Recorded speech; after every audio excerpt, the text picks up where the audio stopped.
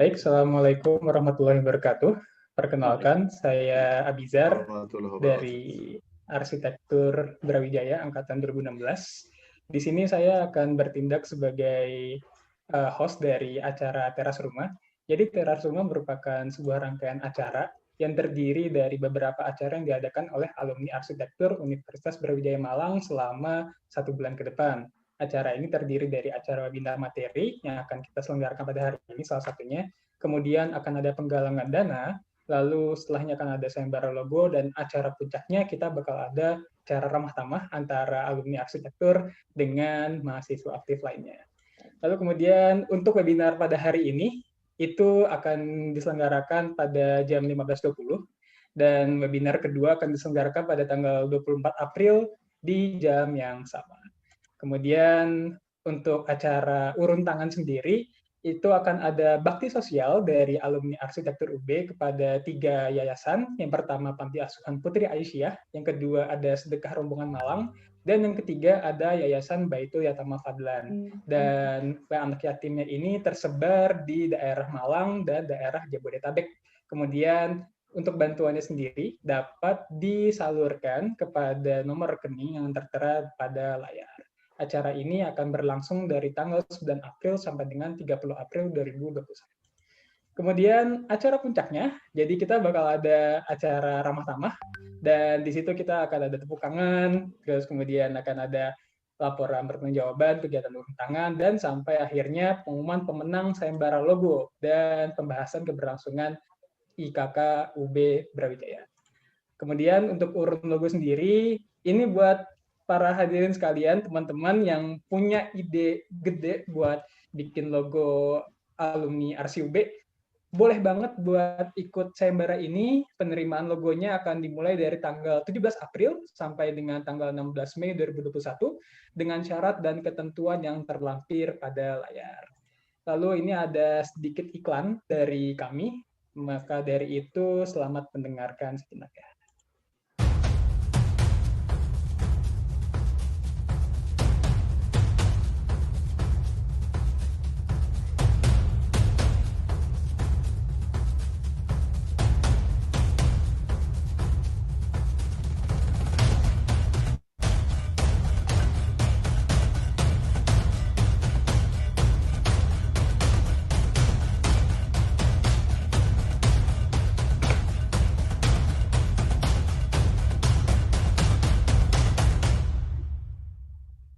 Baik, jadi itu video tadi dari kami berupa iklan. Jadi langsung aja sekarang kita mulai masuk ke dalam acara kita, yaitu webinar pertama dengan tema Life After Architecture School yang akan diisi oleh Bapak Sahirwan dan kemudian Bu Titis, dan akan dimoderatori oleh dosen kita yang keren banget nih, yang pasti udah banyak yang kenal ya, yaitu Bapak Yuspan.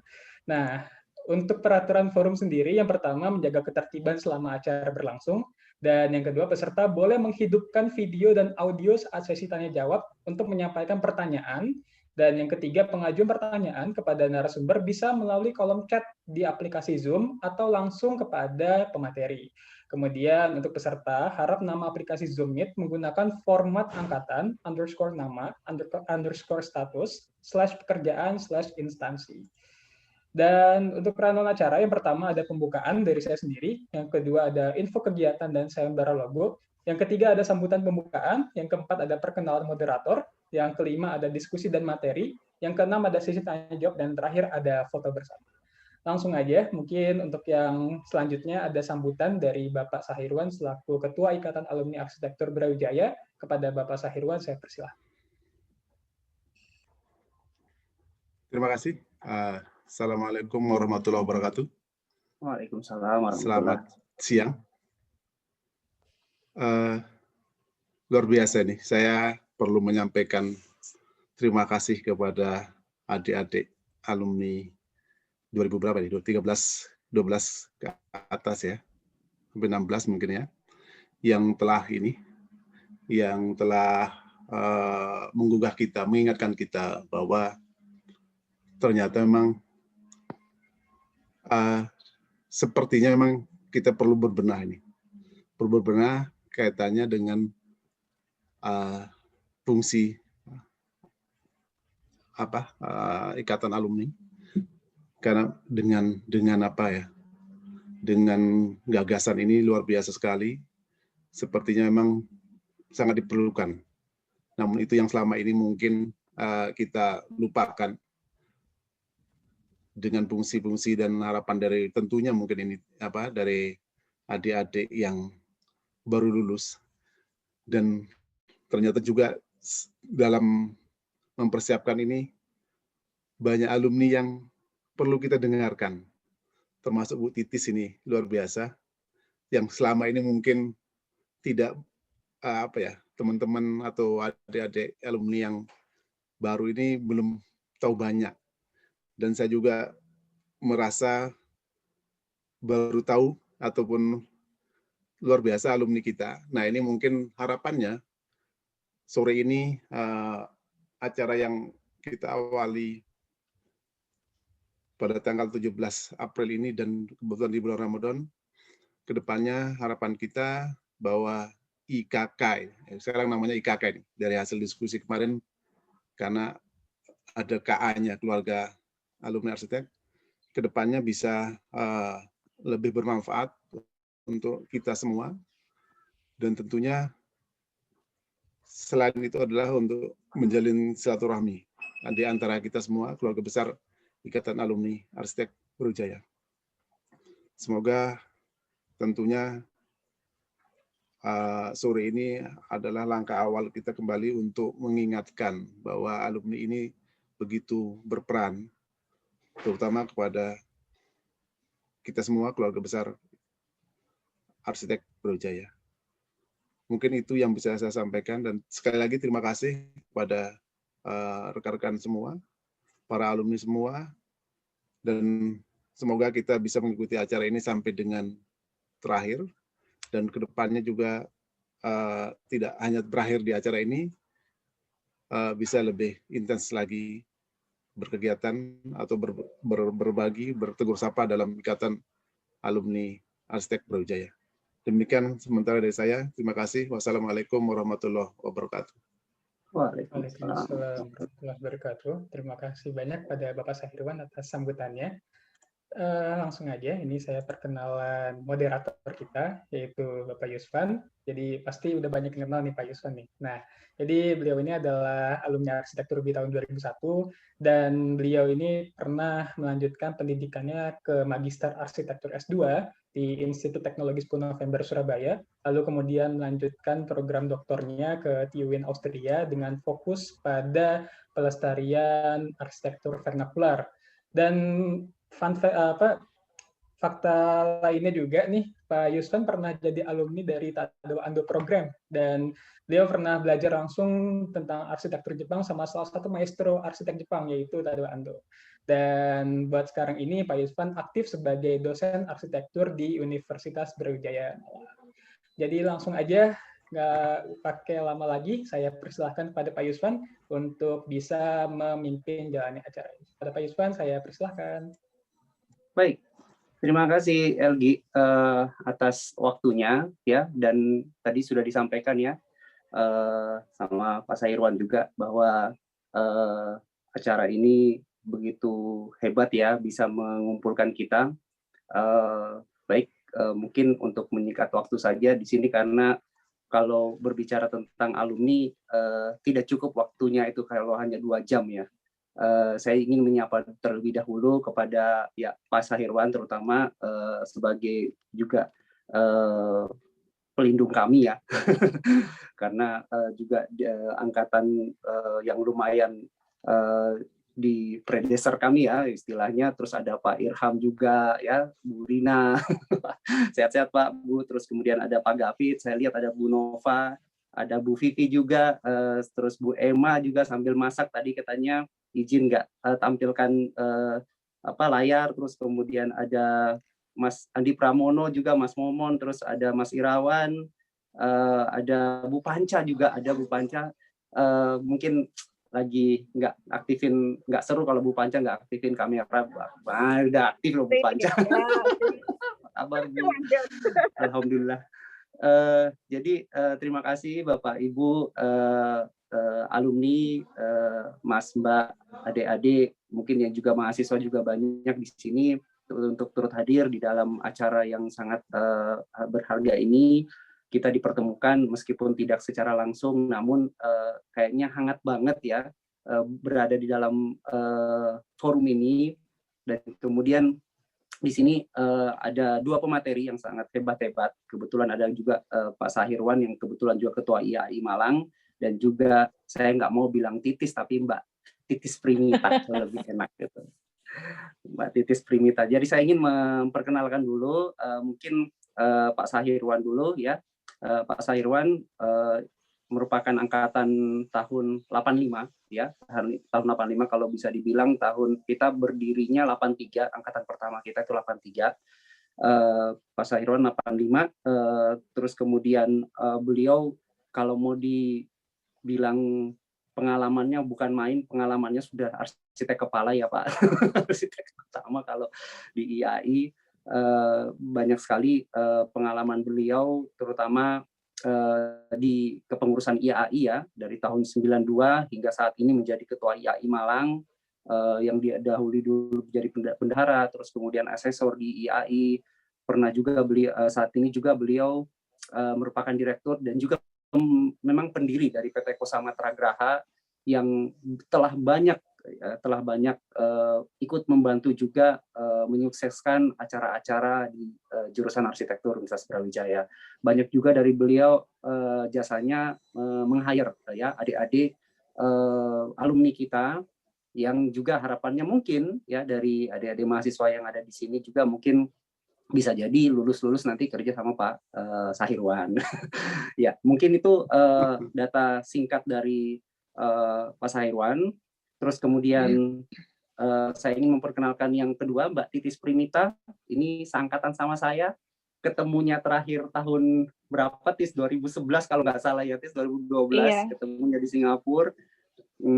Terus kalau sekarang Titis sudah menjadi manajer ya di Desain Datum PTE Ltd di Singapura. Saya nggak tahu nih, Titis sudah masih paspor hijau atau udah paspor merah nih? Masih hijau. Oh, masih hijau. Ya, syukurlah masih hijau.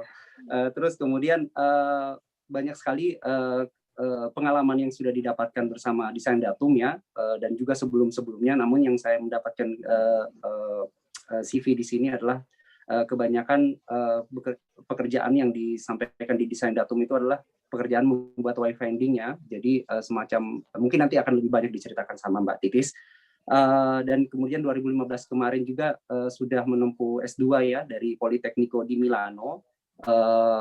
Ini sebuah politeknik ternama juga di Italia ya. Kebetulan nggak sempat ketemu juga di kemarin ya Tis ya. Kita pada saat di sana gitu salah jalan gitu. Terus banyak sekali pengalaman yang sudah dihasilkan oleh Titis ya, terlibat dalam beberapa desain, baik itu airport seperti di India, terus kemudian ada di Sembawang Sport Community Hub di Singapura, terus di hospital juga di Outram Community Hospital, Yisun Community Hospital, lalu di Asian Civilization Museum, pernah kesini nih. Terus ada Paragon Mall juga di sana, dan Lamborghini Spider Interior Series for Bertone Design di Milan, Italia. Jadi ini memang kebanyakan Mbak Titis berkaitan dengan interior. Tapi nanti mungkin kita akan lebih banyak akan mengulas apa saja yang dilakukan oleh Pak Sahirwan dan Mbak Titis. Mungkin untuk menyingkat waktu, saya juga karena dari panitia ini sangat strict sekali waktunya, bahwa mungkin kita ada perkenalan dulu singkat dari Pak Sahirwan sama sama Mbak Titis ya. Mungkin setelah itu dilanjut dengan recalling pengalaman yang tak terlupakan mungkin di arsitektur Brawijaya. Lalu mungkin nanti ada cerita menjadi fresh graduate waktu itu mungkin ya. Pak Sahirwan waktu tahun 90, kalau Mbak Titis tahun 2006 ya Mbak Titis ya? 2006 ya. 2006, terus kemudian singkat cerita dan momen titik balik pemateri saat menemukan pilihan karir yang ingin digeluti. Mungkin waktu kita tidak untuk itu, mungkin ada waktu 25 menit, mungkin kita awali dari Pak Sahirwan dulu, mungkin 10 menit, monggo Pak Sahirwan. Diceritakan Pak, cerita-ceritanya. Terima kasih, Mas Yuspan. Jadi sebenarnya ini saya bukan pemateri, ya. Gitu. Artinya kita cuma cerita lah, Cerita-cerita. sharing gitu. Karena memang tidak ada materi yang perlu disampaikan, karena semua sudah paham semua. Jadi ini mungkin ya saya masuk di Brawijaya tahun 85 sama Bu Rina nih, ada Bu Rina, Pak Riham 83. Dan ini foto yang di-share ini saat kita saat TKI MAI di Ujung Pandang. Tahun 88 atau 89 saya lupa ini. Ini kebetulan saya jadi koordinatornya yang dari Malang ya. Ini saat kita, dan ini TKI MAI ini menjadi hal yang menjadi ini ya, kaitannya sama sekarang kondisi saat ini yang saya di IAI ya. Jadi saat itu saya ketemu Juhara, almarhum Juhara ya, ketua IAI yang sudah meninggal. Saya ketemu pertama kali beliaunya di sini pada saat TKI di Ujung Pandang, dan ini saya juga terakhir ketemu beliau di Ujung Pandang juga tahun 2017 ya. Pada saat IAI mengadakan acara Munas ya kalau nggak salah ya. Di situ saya cerita ke Juhara bahwa kita ketemu di IAI di TKI MAI 1987 atau 88 itu, dan sempat berdebat di situ di forum Forkom. Akhirnya sejak itu dia begitu si almarhum Juhara begitu setiap saat sering kontak dan japri sama saya.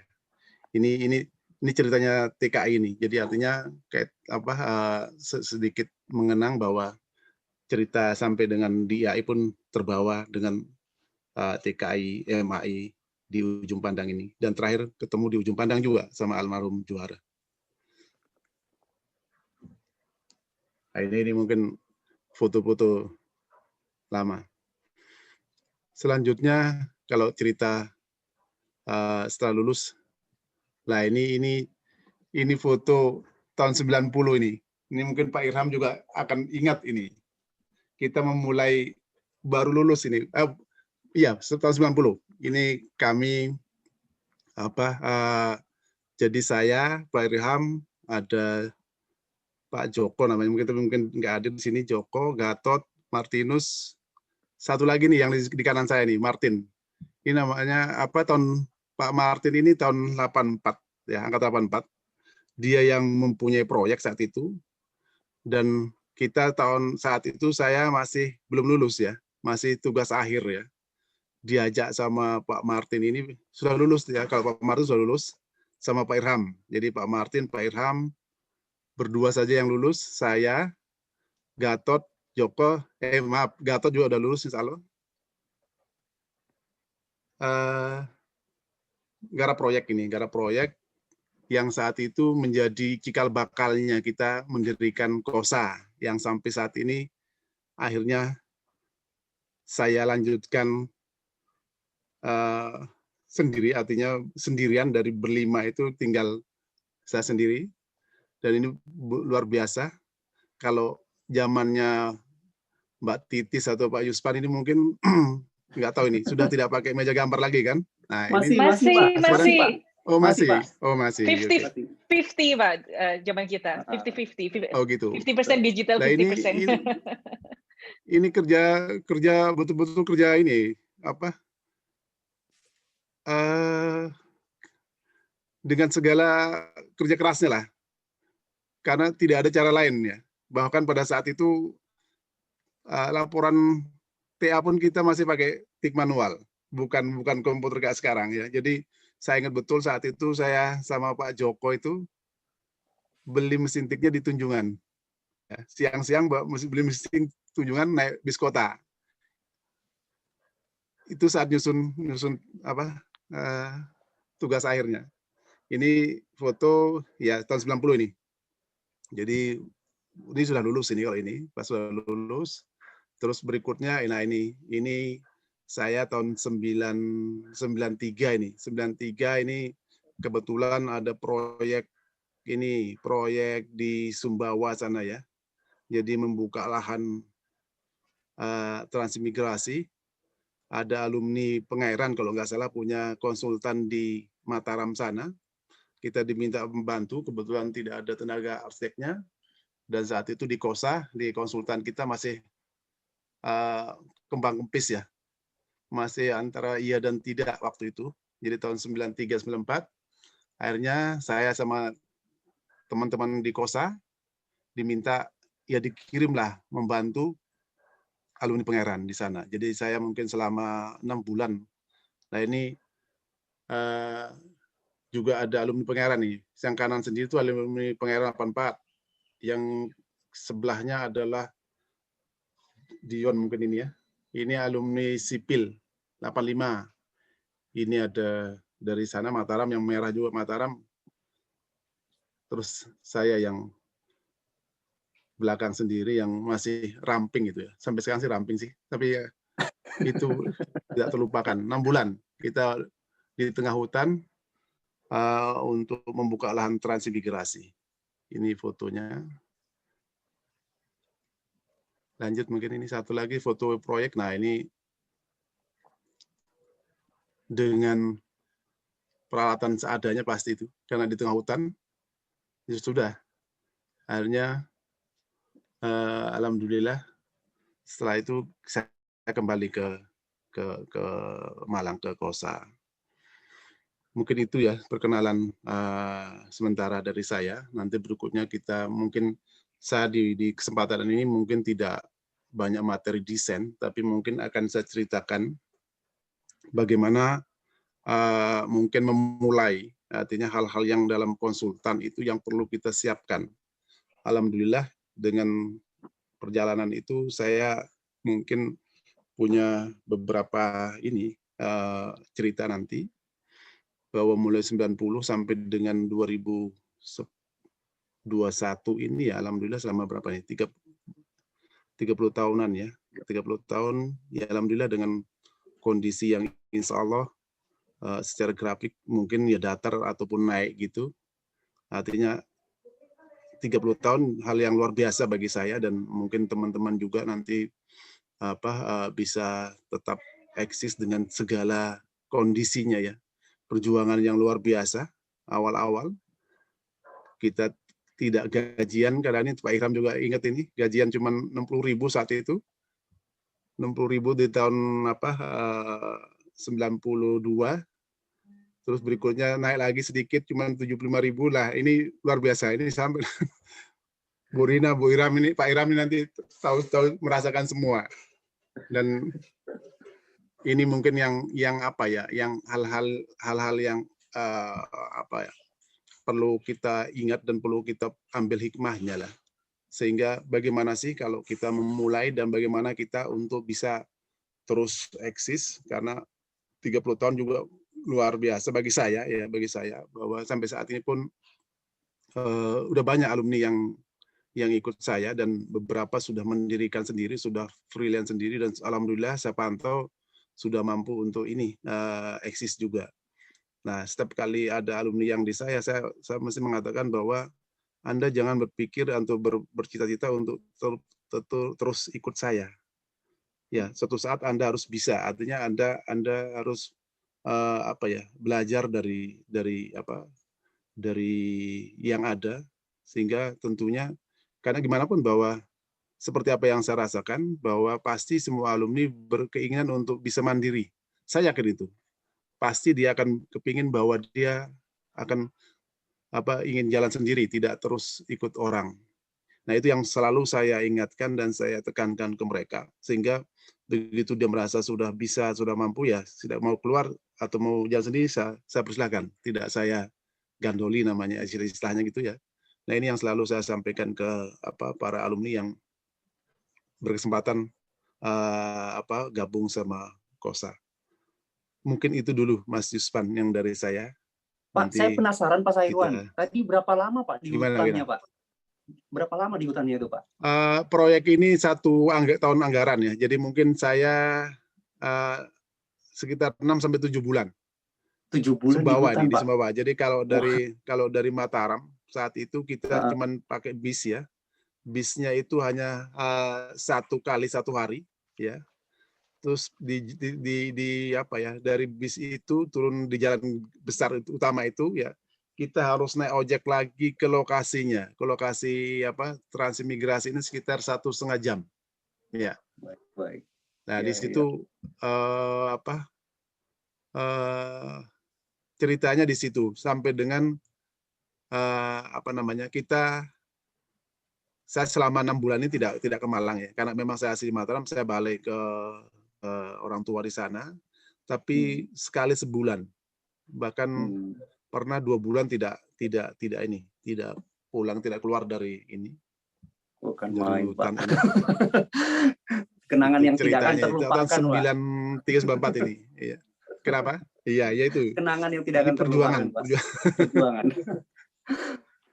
Baik, Perjuangan. terima kasih Pak Sairban mungkin atas mungkin recalling-nya sebentar ya, tapi ini akan banyak yang kita akan benang merahkan ya. Tapi mungkin kita akan dengar dulu juga dari Mbak Titis nih. Ayo Mbak Titis, recalling dong. Halo. Pengalaman memorinya. Kalau yang dari zaman kuliah sih, saya nggak punya foto ya. Kamu punya nggak, Yusman? Aku punya tapi di pikiran gitu. Ada di pikiran, nah, makanya itu. Terus juga kita nggak terlalu bernostalgia, soalnya angkatan 2001 ini cukup dekat ya. Maksudnya kita masih punya WhatsApp group lah, kita masih gosip, masih masih guyon ngalor ngidul yang nggak penting gitu. Jadi kita nggak balik ke masa itu karena kita sekarang pun masih deket gitu.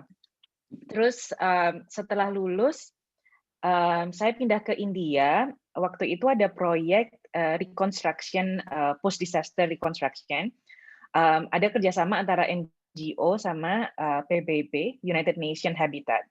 Terus saya jadi salah satu tim desain arsitek yang kerja sama-sama bidang sipilnya gitu, sekitar setahunan lah. Terus setelah itu pindah ke Singapura, tentang wayfinding juga kerjanya. Terus pindah ke Italia, saya kuliah nyambi kerja di Bertoni Design. Setelah itu ngelanjutin kerja lagi. Balik lagi ke Singapura karena ditawarin untuk jadi design director di Design Datum gitu. Dan Design Datum ini portfolionya lumayan bagus, jadi saya apapun yang terjadi langsung cabut dan pindah balik lagi ke Singapura. Udah gitu juga deket keluarga kan, maksudnya gampang pulangnya daripada kalau dari Italia kan gitu. Terus di Design Datum ini yang dilakukan adalah placemaking and wayfinding consultancy. So placemaking is it's a way how gimana kita how do we improve user experience design in physical space.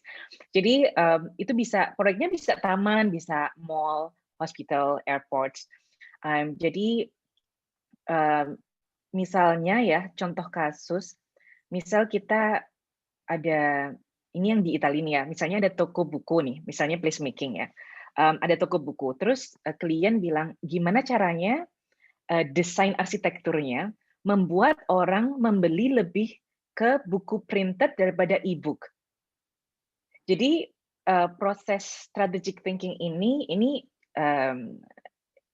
salah satu bidangnya yang dilakukan oleh placemaking consultant. Atau misalnya ada taman, terus pemerintah bilang, oh kami kepingin taman ini membuat orang merasa kalau tempat ini lebih demokratis gitu. Nah, kriteria desain apakah yang kita harus ajukan ke arsitek agar arsitek itu, dan kita harus memastikan itu benar gitu, agar arsitek itu bisa memastikan kalau tempat ini benar-benar membuat orang merasa kalau tempat ini demokratis gitu. Jadi kerjaan placemaking selain kita yang bikin sendiri bersama kontraktor, kita juga kerja sama arsitek, interior design, landscape consultant dan macam-macam untuk membuat strategic design requirement. Kalau wayfinding, Mbak Titis, ya. Jangan dulu cerita yang kini dong, cerita yang dulu-dulu. yang Yang itu kan dulu-dulu nanti apa ya? cerita menjadi fresh graduate jurusan itu gimana pada Saya saat pas kenapa lulus itu gimana? ingatnya kok cuman rasa soto di kantin ya? Maksudnya Rasa kayak soto di nggak ada, kantin. Mungkin pada kadang-kadang saat rasa pas sotonya nggak ada rasanya gitu. itu kan biasanya kan gini, tadi kan Pak Sairwan kan udah cerita tuh tentang bagaimana pada saat lulus terus apa struggle-nya dulu gimana. Mungkin Titis mungkin pas saat lulus itu gimana sih struggle-nya untuk bisa misalkan kemarin tiba-tiba langsung ke India terus langsung memutuskan abroad gitu loh, go abroad. Kalau memutuskan ke go abroad-nya, yang Indianya itu waktu zaman masih tugas akhir, setelah ada tsunami ya, setelah ada reconstruction project yang di Aceh, saya dulu aslinya kepin ke Aceh gitu. Terus ada masalah di Aceh, terus ada beberapa tempat di Tamil Nadu sama di Sri Lanka. Ternyata itu setelah NGO sama pemerintah bikin perumahan yang baru buat the beneficiaries, mereka itu ternyata karena desain-desainnya sangat generik ya. Terus orang-orang desa-desa itu pada nggak suka karena itu desain-desainnya tidak berdasarkan kriteria cultural kriteria mereka gitu. Terus yang jadi masalah akhirnya mereka bikin slum area baru yang menurut mereka culturally lebih relatable sama mereka gitu. Terus yang jadi masalah tempat-tempat yang udah dibangun ini ya, yang udah habis billions US dollar gitu, itu jadi kayak ghost town karena mereka pada bikin rumah baru sendiri yang benernya akhirnya nggak higienik dan nggak aman gitu.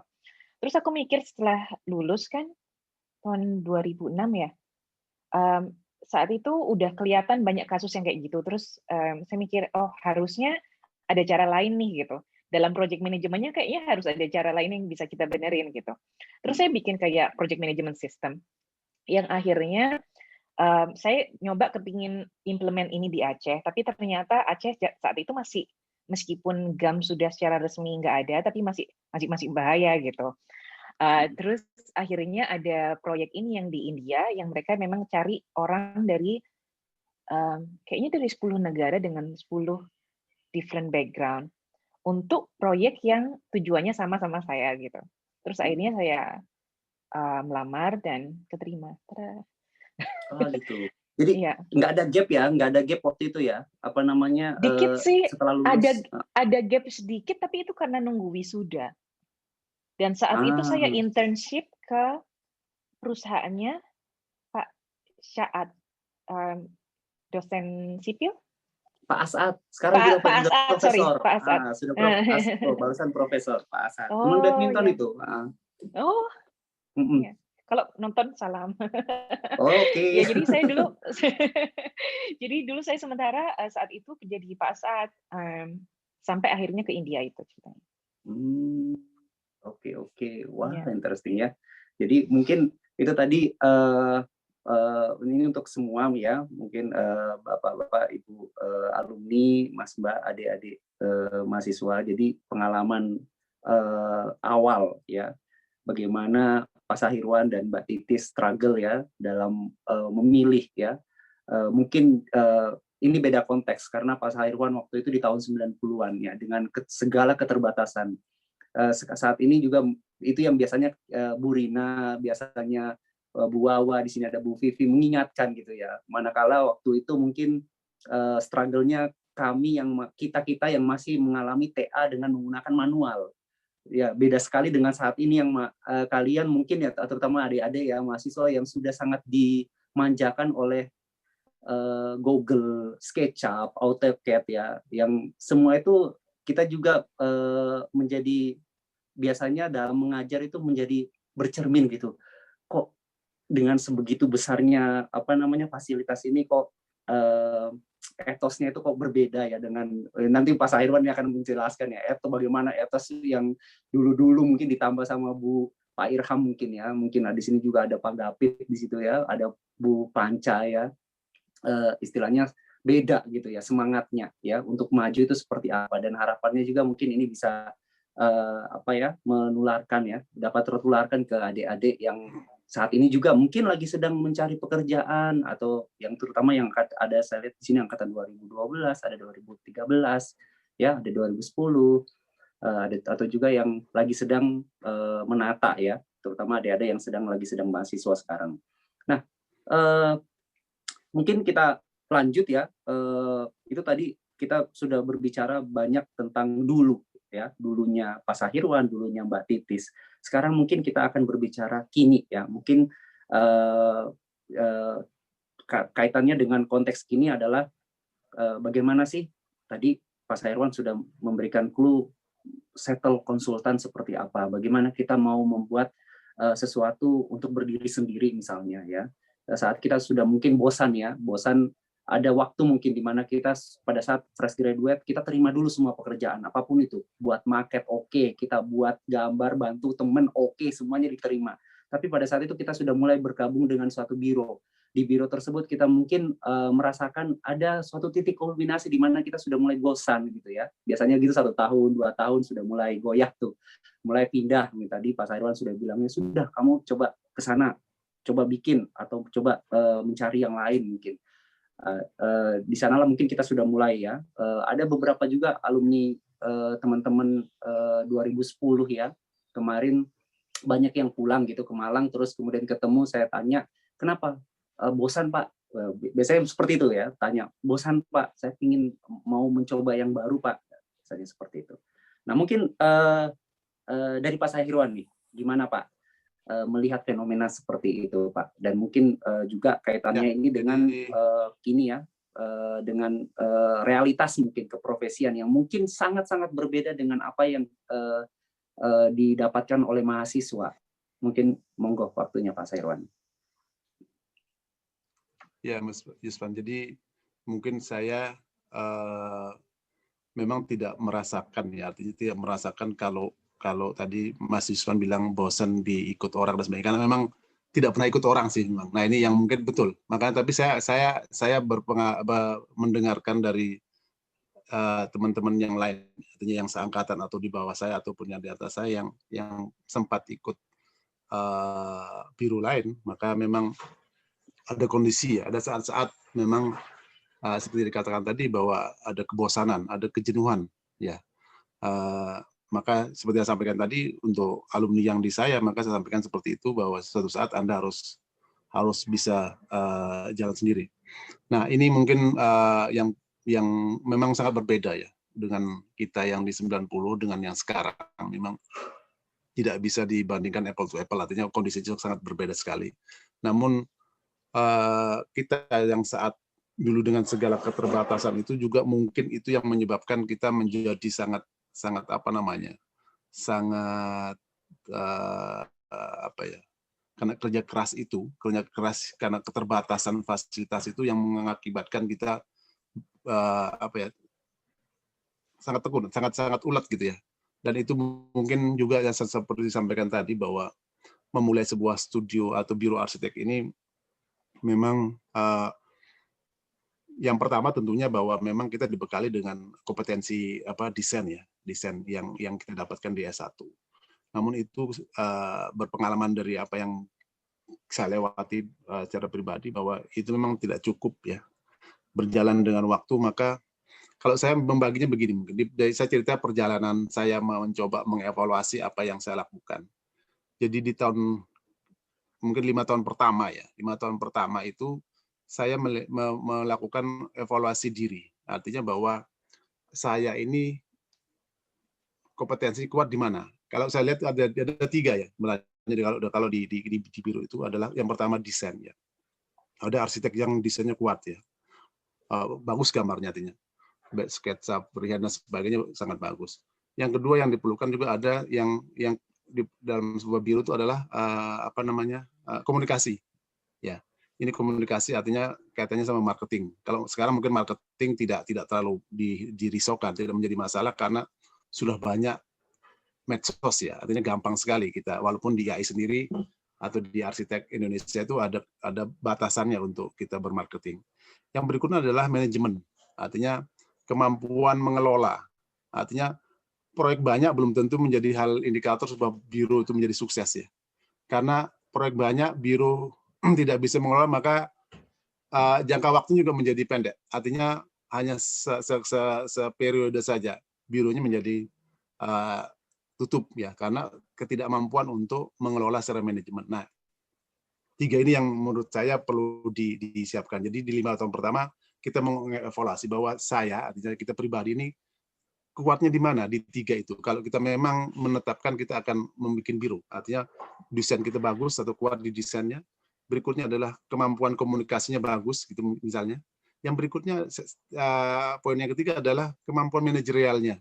Artinya bahwa bagaimana sih kita kalau menerima sebuah proyek misalnya, memulai dari proses perencanaannya, produksinya, sampai dengan selesainya, itu sebuah ilmu yang tersendiri bagi kita. Nah, di 5 tahun pertama itu saya melihatnya seperti itu. Artinya saya mengevaluasi, ternyata akhirnya saya ada sebuah kesimpulan bahwa saya ternyata kuatnya di manajerial.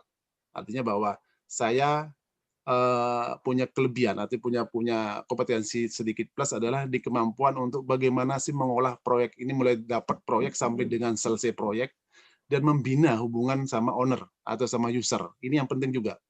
Karena proyek gimana pun user ini akan memberikan menjadi marketing juga untuk kita. Artinya dari mulut ke mulut, saudaranya, dari temannya kemana. Nah, itu cerita itu kan kita perlukan. Artinya penilaian dari seorang owner yang setelah kita bekerja sama-sama kita itu menjadi hal yang penting. Nah, itu adalah juga kuncinya adalah kemampuan memanage, gimana kita, karena tidak semua owner mengharapkan proyeknya atau desainnya hanya karena bagus saja, tidak. Tapi gimana kita mampu memberikan solusi ke dia, bagaimana kita menyelesaikan dengan baik, bahwa keinginannya masuk semua, dan sebagainya, dan bagaimana kita mengakhiri proyek itu dengan owner, artinya bahwa selesai dengan baik. Artinya kontrak selesai, komunikasi tidak ada celahnya, artinya tidak ada hal yang membuat kita ada nilai minus lah di owner. Nah, itu menjadi hal yang penting. Nah, 3 kompetensi ini yang mungkin perlu kita siapkan. Dan itu tentunya adalah bahwa memulai dengan mengevaluasi diri bahwa saya ini kompeten kuatnya di mana. Nah, sehingga nanti pada saat seperti itu, pada saat Anda memahami kompetensi dirinya ini, maka akan membuat tim, ya, artinya menyusun tim dalam biro itu yang saling melengkapi. Ya, misalnya saya kuat di manajerialnya, maka saya akan mencari staf atau karyawan atau tim partner misalnya, yang misalnya dia kuat di desain.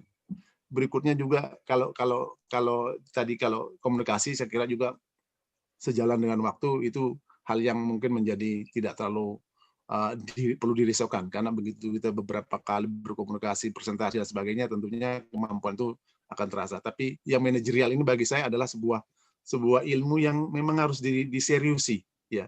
Kak saya bilang tadi bahwa sebanyak apapun proyeknya, tapi kalau tidak di-manage dengan baik, maka umurnya biro ini menjadi tidak panjang. Banyak proyek misalnya 5 tahun, tapi karena itu tadi tidak dikelola dengan baik, maka tahun ke-6 ke-7 lah sudah tidak ada lagi, tidak sehat lagi bironya, karena di situ kesehatan biro tentunya adalah tadi bahwa satu hal juga dari segi manajemen keuangan tentunya, kalau kita bicara manajerial, karena gimana pun para staf ini menjadi ujung tombak kita, maka jangan sampai telat itu gajian dan sebagainya, operasional dan sebagainya, itu tentunya harus terjaga dengan baik. Nah, ini yang mungkin jarang ya, artinya perlu sedikit didalami lah nanti pada saat teman-teman ini akan memulai, sehingga itu tadi langkah awalnya adalah pahami dulu potensi atau kompetensi yang menonjol di diri Anda ini apa. Nah, itu baru dia akan dicoba dilengkapi dengan kompetensi yang lain yang diperlukan untuk mengelola itu. Kira-kira gitu, Mas Yuspan. Pak Sairwan, saya mau tanya Pak, kira-kira Bapak melihat antara kaitannya dengan dunia kampus, dengan dunia kerja itu, apakah terutama kita ya yang di Brawijaya, lulusan arsitektur Brawijaya, apakah koheren dengan kebutuhan di dunia kerja hingga saat ini misalnya? Apakah memang ada yang kurang dalam proses yang diajarkan mungkin, sehingga mereka lulusan itu kurang dalam memahami, misalkan biasanya itu kurang paham pada istilah-istilah lokal dalam penyebutan bahan bangunan dan lain sebagainya. Itu yang paling mudah Pak ya, terutama pada bagian-bagian membaca gambar blueprint dan lain sebagainya. Mungkin bagaimana Pak menurut Pak Irwan?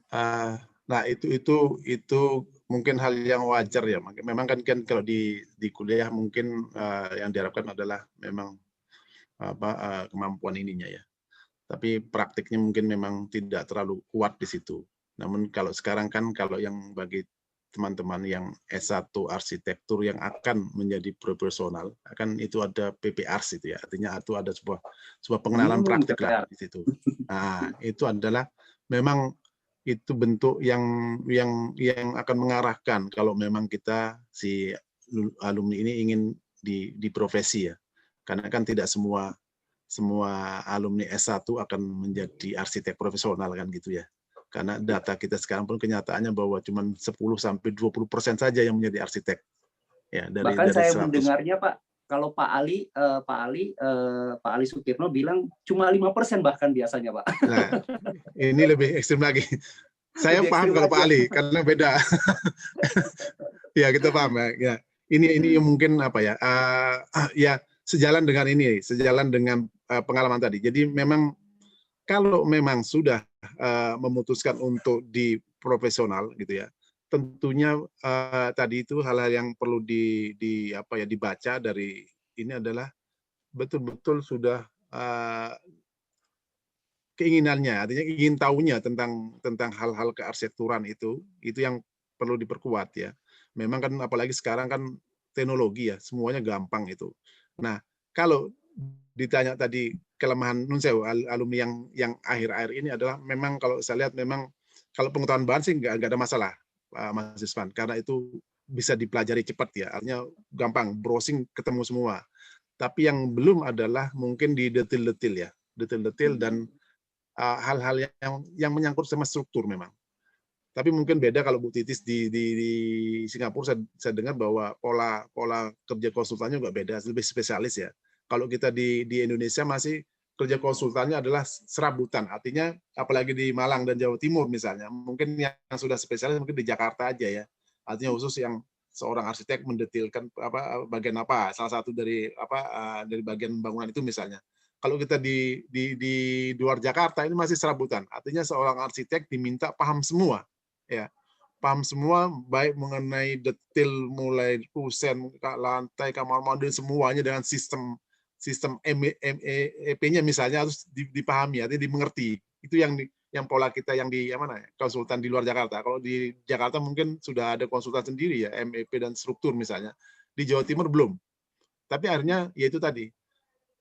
Bagi saya pribadi bahwa itu adalah mengakibatkan kita paham semua, artinya ilmunya menjadi lebih lengkap ya, artinya kita keluar itu insya Allah lah, kalau seorang di dalam sebuah diskusi mengenai desain misalnya bicara MEP, kita paham sistemnya dan sebagainya bagaimana. Nah itu kalau teman-teman di Jakarta mungkin misalnya karena sudah diserahkan ke konsultan sendiri. Nah ini mungkin juga termasuk di Singapura mungkin sudah dia bikin desain atau hanya interior saja ya udah mikir interior saja. Nah ini pola yang mungkin beda ya, tapi itu kan nanti menjadi hal yang juga ada plusnya bahwa justru dengan pembagian spesialis ini memberikan ruang ya untuk para arsitek, para alumni ini untuk memperkuat di mana, di interiornya kah atau di desain apanya misalnya seperti itu. Nah itu yang juga akan membantu justru. Tapi kami yang angkatan lama-lama ini pola kerjanya dan memang pemahamannya dan memang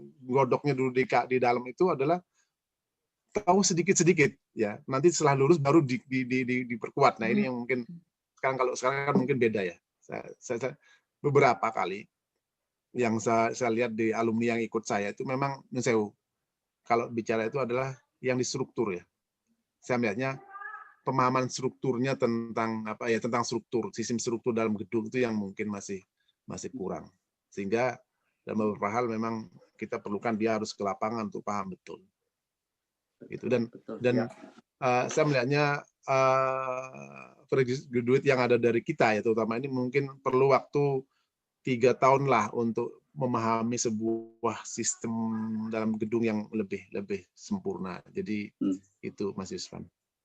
Baik, Jadi terima kasih tahun Pak pertama, Sahirwan. kedua lulus itu saya kira masih apa ya, tolak-tolak dan mungkin lebih banyak ke drafter lah misalnya ya. Pola-polanya itu tidak bisa dilepas secara ini.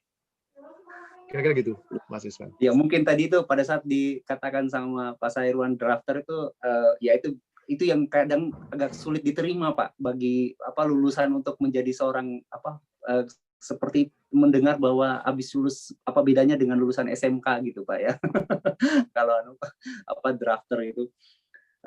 Tapi mungkin coba kita dengar dari Mbak Titis ya. Mbak Titis gimana Mbak Titis? Kalau melihat pengalaman di desain datum ya, mungkin yang saat ini ya, mungkin Mbak Titis atau mungkin yang kemarin-kemarin di Italia maupun di India, kira-kira realitas keprofesian seperti apa sih di sana di abroad? Mungkin teman-teman juga kan sudah ada dari sini mimpi gitu pengen ke sana.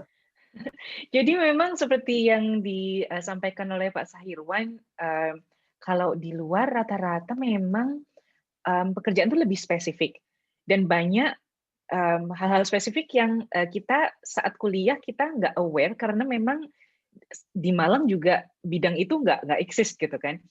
Seperti yang saya bilang kayak placemaking consultant gitu. Meskipun saya bilang ke arsitek di Indo, apa-apaan tuh placemaking consultant gitu. Padahal itu benarnya cabang arsitektur gitu. Terus seperti wayfinding juga itu wayfinding juga sesuatu yang sangat niche juga kan ya. Jadi ini beberapa contoh yang tipe-tipe spesialis yang ada gitu ya, selain di architecture sendiri. Jadi kalau misalnya di sini, kalau ada proyek besar, misalnya seperti airport atau hospital atau mixed use, jadi biasanya itu ada satu tim konsultan yang mengepalai itu arsiteknya, terus ada spesialis konsultan. Jadi misalnya ada seperti yang ditunjukkan di sini ada placemaking and wayfinding. Terus arsitek ini juga setara sama project management team. Jadi ada PM company sendiri. Jadi ada companies yang kerjanya cuma sebagai PM gitu. Terus ada interior, landscape, lighting, facade, structural design, M&E. Bahkan traffic di cuman merancang sirkulasi parkir sama drop off itu ada konsultannya sendiri gitu. Jadi sangat-sangat spesifik.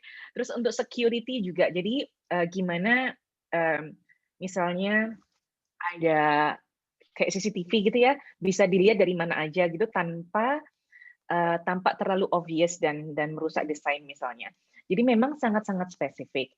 Tapi minusnya seperti yang kata Pak Sahirwan katakan ya orangnya nggak, rata-rata mereka kurang paham full cycle ya. Cuman untuk tanya sesuatu yang udah common sense buat kita sebagai arsitek kadang-kadang masih harus tanya lagi gitu. Misalnya interior tanya, kalau misalnya kita mengambil keputusan ini, wayfinding-nya gimana gitu. Padahal benernya kita bisa pakai common sense sih gitu. Jadi kita jadi lebih ketergantungan satu sama lain. Cuman bagusnya kerjaannya lebih detail ya. Apalagi kalau proyeknya cukup besar. Terus seperti yang kata Pak Sahirwan tadi next page-nya apa ya? Next page? Mbak Nisa. Oh ya, ini ada kayak banyak tipe-tipe karir ya yang nggak seberapa umum, tapi itu lumayan, yang gajinya lumayan lah kalau awal-awal ya.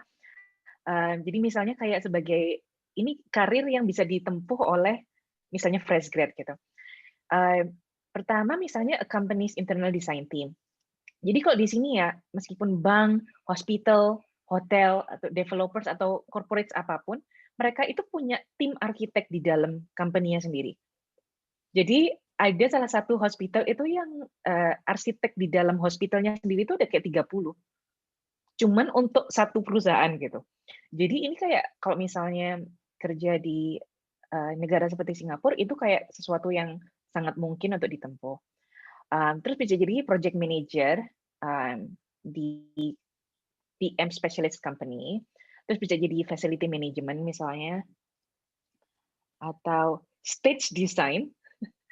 Jadi kalau misalnya kita bisa kerja sama event design ya, event organizer, stage design kayak kayak Panggung ya. Panggung, kadang-kadang kalau kita memang kepingin push untuk lebih unik, kadang-kadang mereka juga butuh kayak desainer arsitek yang ngerti structure juga.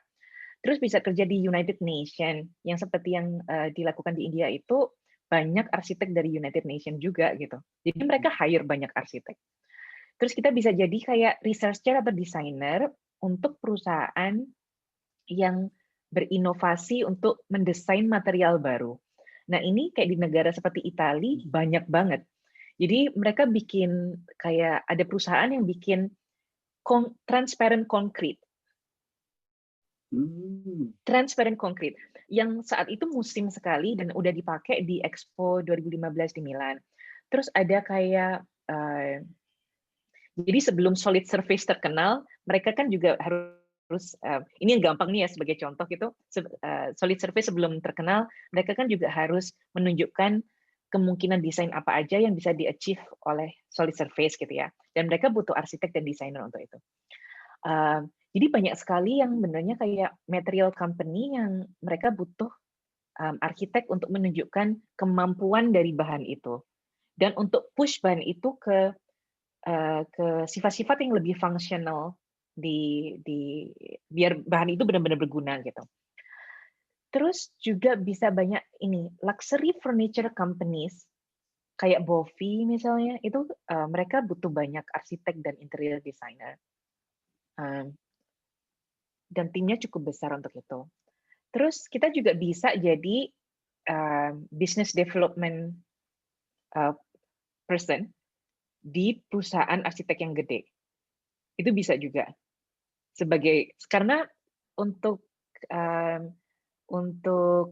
firm-firm yang besar ya, kadang-kadang orang yang untuk pitch untuk proyek, untuk dapat tender, untuk menangin tender, itu orangnya kadang-kadang bukan arsitek utamanya gitu. Kadang-kadang. Jadi mereka butuh arsitek yang bisa menjelaskan desain yang sudah dirancang oleh arsitek utama, tapi dia fungsinya lebih ke sales. Jadi dia yang bagian pitch project gitu. Dan menangin gimana-gimananya bikin strategi untuk tender biar bisa lebih bagus. Terus ada yang belakangan ini sangat lumayan dibutuhkan banyak, itu building information modeling. Jadi di setiap proyek di Singapura itu wajib semua proyeknya untuk pakai Revit. Jadi BIM, semuanya pakai BIM dan semua konsultannya itu butuh BIM director. Dan kalau misalnya ada fresh grad yang apply sebagai BIM director untuk firm yang cukup besar, ini lumayan loh. Maksudnya baik penghasilan maupun karir ke depan dan macam-macam, meskipun ini tampak seperti kayak lebih versi canggihnya drafter, tapi benernya responsibility-nya sekarang karena sekarang pakai BIM, responsibility-nya tuh lebih banyak daripada drafter zaman dulu. Ini yang karir-karir yang menurut saya di luar yang nggak terlalu umum. Terus saya mau menyambung apa yang dibahas sama Pak Sahirwan tadi. Ada beberapa yang memang kalau misalnya kita membandingkan antara apa yang kita terima saat kuliah dengan kenyataan hidup sebagai arsitek, ada beberapa yang saya tuh 100% setuju sama Pak Sahirwan. Ada beberapa essential skills yang kita memang harus selalu belajar, seperti project management, pemahaman desain tren. Jadi karena kita nggak bisa, misalnya pengetahuan kita adalah desain tren 10 tahun yang lalu ya. Kalau misalnya kita nggak update dan kita nggak bisa membaca hubungan antara event-event di dunia dengan apa yang dibutuhkan orang sekarang, kita nggak akan bisa predict what other people need and what do people want, right? Terus yang saya anggap juga kurang ya, kalau mahasiswa arsitek di Indo, rata-rata ini masalah pengetahuan art. Jadi misalnya kayak teman-teman saya di Italia, misalnya kita suka selalu bikin kuis nih, pakai PowerPoint atau Keynote gitu ya. Terus Terus kita tuh suka tebak-tebakan, painting ini paintersnya siapa, dibikin tahun berapa, alasannya itu kenapa gitu. Saya bayangkan kalau misalnya saya kebetulan suka art, tapi saya misalkan bayangkan kegiatan itu dilakukan di mahasiswa arsitektur di Indonesia. Mungkin pasti kita memang secara budaya kurang mengapresiasi art dibandingin orang-orang di Europe mungkin ya. Padahal kalau saya pikir pengetahuan tentang art, kita ada dua hal yang berguna di sini yang bisa kita pelajari. Yang satu dari sisi estetik. Jadi misalnya kita misalnya lukisan Rembrandt yang selalu memakai hubungan lighting gelap dan terang ya. Misalnya kita selalu ingat itu. Kita mungkin kadang-kadang bisa terinspirasi dengan permainan cahaya itu misalnya. Dari sisi yang satu dari sisi estetik. Ini saya ambil yang paling gampang dan paling umum nih, Rembrandt kan, yang paling terkenal.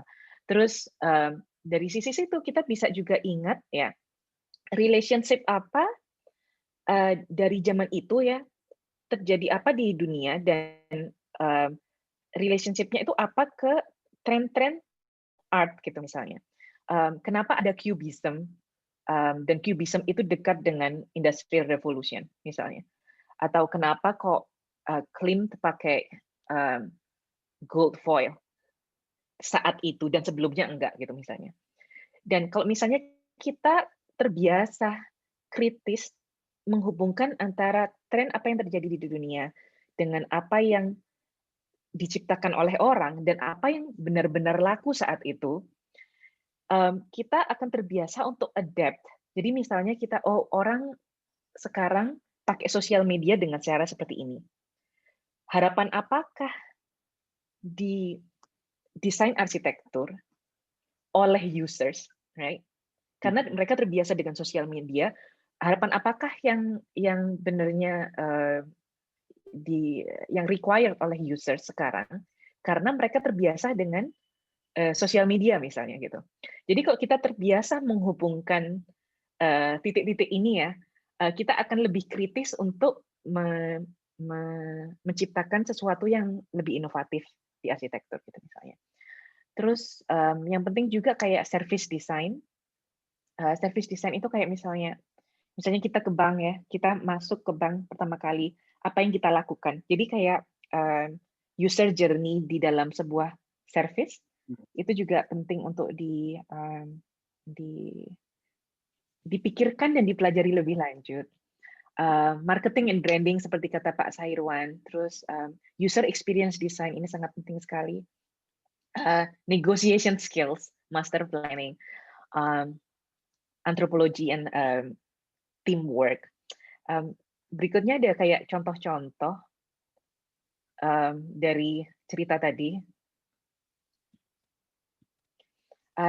Jadi salah satu proyek kami itu Asian Civilization Museum.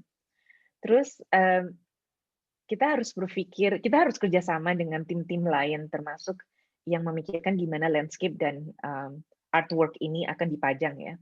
Karena branding dari tempat ini harus tetap kuat, meskipun ada hal lain yang kita perkirakan orang akan mengambil foto di depan karena ada artwork dari Beit Yol Kon ini gitu. Jadi kita harus benar-benar ngobrol sama orang-orang dari bidang lain di dalam proyek itu untuk memastikan kalau tujuan dari proyek ini benar-benar tercapai gitu. Terus next, ini juga di dalamnya Asian Civilization Museum. Waktu kamu ke sini, Yuswan, sudah ngelihat yang baru ini belum ya? Belum ya. Ini soalnya tahun 2015, jadi relatif baru sih ya. Terus kita juga kalau misalnya kita bikin proyek ya, menurut saya kita tuh harus berjuang agar proyek ini benar-benar portfolio worthy gitu. Kita harus benar-benar bangga sama proyek ini kan.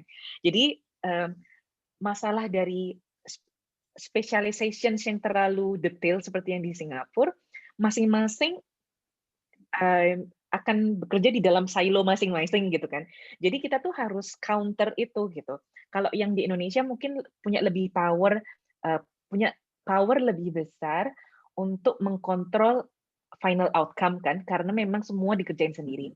Tapi kalau seandainya terlalu banyak spesialis, kita tuh benar-benar harus bekerja sama dengan misalnya di kasus di Asian Civilization Museum ini dengan interior design, lighting designers untuk memastikan kalau proyek yang kita bikin ini benar-benar kita juga puas dan bangga dengan proyek kita gitu. Karena meskipun kita menambahkan branding kecil misalnya, tapi dengan lighting effect yang kita tidak bisa lihat di gambar, tembok ini menjadi biru gitu. Jadi kita tuh harus benar-benar kerjasama sama tim lain dengan sangat detail agar kita final outcome-nya sesuai dengan apa yang kita harapkan. Yang di kanan atas ini kayak ada sebagian dari space ya yang memang di planning untuk sebagian untuk exhibition gitu. Dan bisa saya bayangkan kalau misalnya tidak ada koordinasi untuk circulation orang dengan baik dan betul, itu tidak akan bisa jadi sebaik yang kita bisa lihat sekarang ini. Terus ada next page, ini agak lucu nih. Ini proyek yang di India, Chhatrapati Shivaji Airport di Mumbai. Jadi proyek ini dikerjakan oleh SOM dan wayfinding-nya dikerjakan oleh Pentagram dari New York. Terus setelah beberapa tahun, jadi mereka buka tahun 2011 ya. Setelah itu beberapa tahun, kayak 5-6 tahun berikutnya, ternyata wayfinding-nya itu tidak bekerja dengan baik.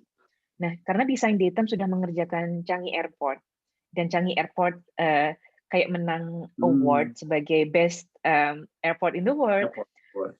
Saat itu pemilik Mumbai Airport ini adalah GVK. Jadi GVK panggil kita untuk jadi wayfinding consultant and placemaking. Gimana caranya untuk kita bisa improve wayfinding-nya. Jadi selain grafis dan signage-nya dan planning security dan macam-macam, ada yang lucu nih. Kita juga harus mengerti masalah antropologi dan respon orang tergantung dari budaya mereka masing-masing. Jadi orang di India, paling nggak spesifik di Mumbai, mereka itu sangat sosial. Mereka tuh sangat suka ngomong sama orang lain. Dan di Singapura itu kebalikannya. Di Singapura orang nggak suka berinteraksi sama orang lain gitu. Jadi kalau di Singapura mereka lebih rely kalau masuk ke airport ya mereka lebih rely ke signage-nya, ke sistemnya, ke announcement markingnya dan macam-macam. Tapi mereka nggak suka tanya orang. Nah kalau yang di Mumbai mereka itu suka banget tanya orang meskipun di situasi itu benernya nggak esensial untuk tanya gitu. Jadi mereka berdiri di depan pengumuman, misalnya gate sekian belok kanan ya. Terus saya jalan sama tim dari GVK. Meskipun mereka di bawah dan mereka sudah lihat ya, mereka tuh lebih nggak percaya sama sistem dan percaya sama orang gitu. Jadi setiap kali ada orang pakai baju biru dan pakai lanyard ya, mereka langsung datengin gitu. Tanya, "Loh, ini pesawat ini benar di gate ini dan jalannya ke sini?" Iya betul gitu. Jadi mereka nggak akan maju kalau nggak ada orang yang ditanyain gitu. Dan akhirnya dan juga di toilet loh, maksudnya dia tuh udah di pintunya toilet masih tanya ini benar toilet apa enggak gitu. Jadi ini ekstrim banget nih contohnya.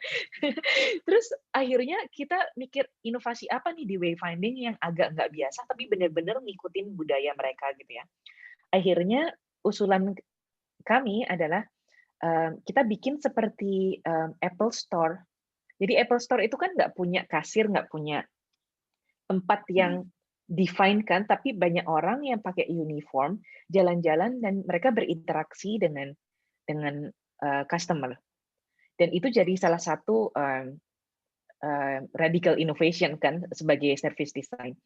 Dan akhirnya kita juga mengajukan sesuatu yang serupa.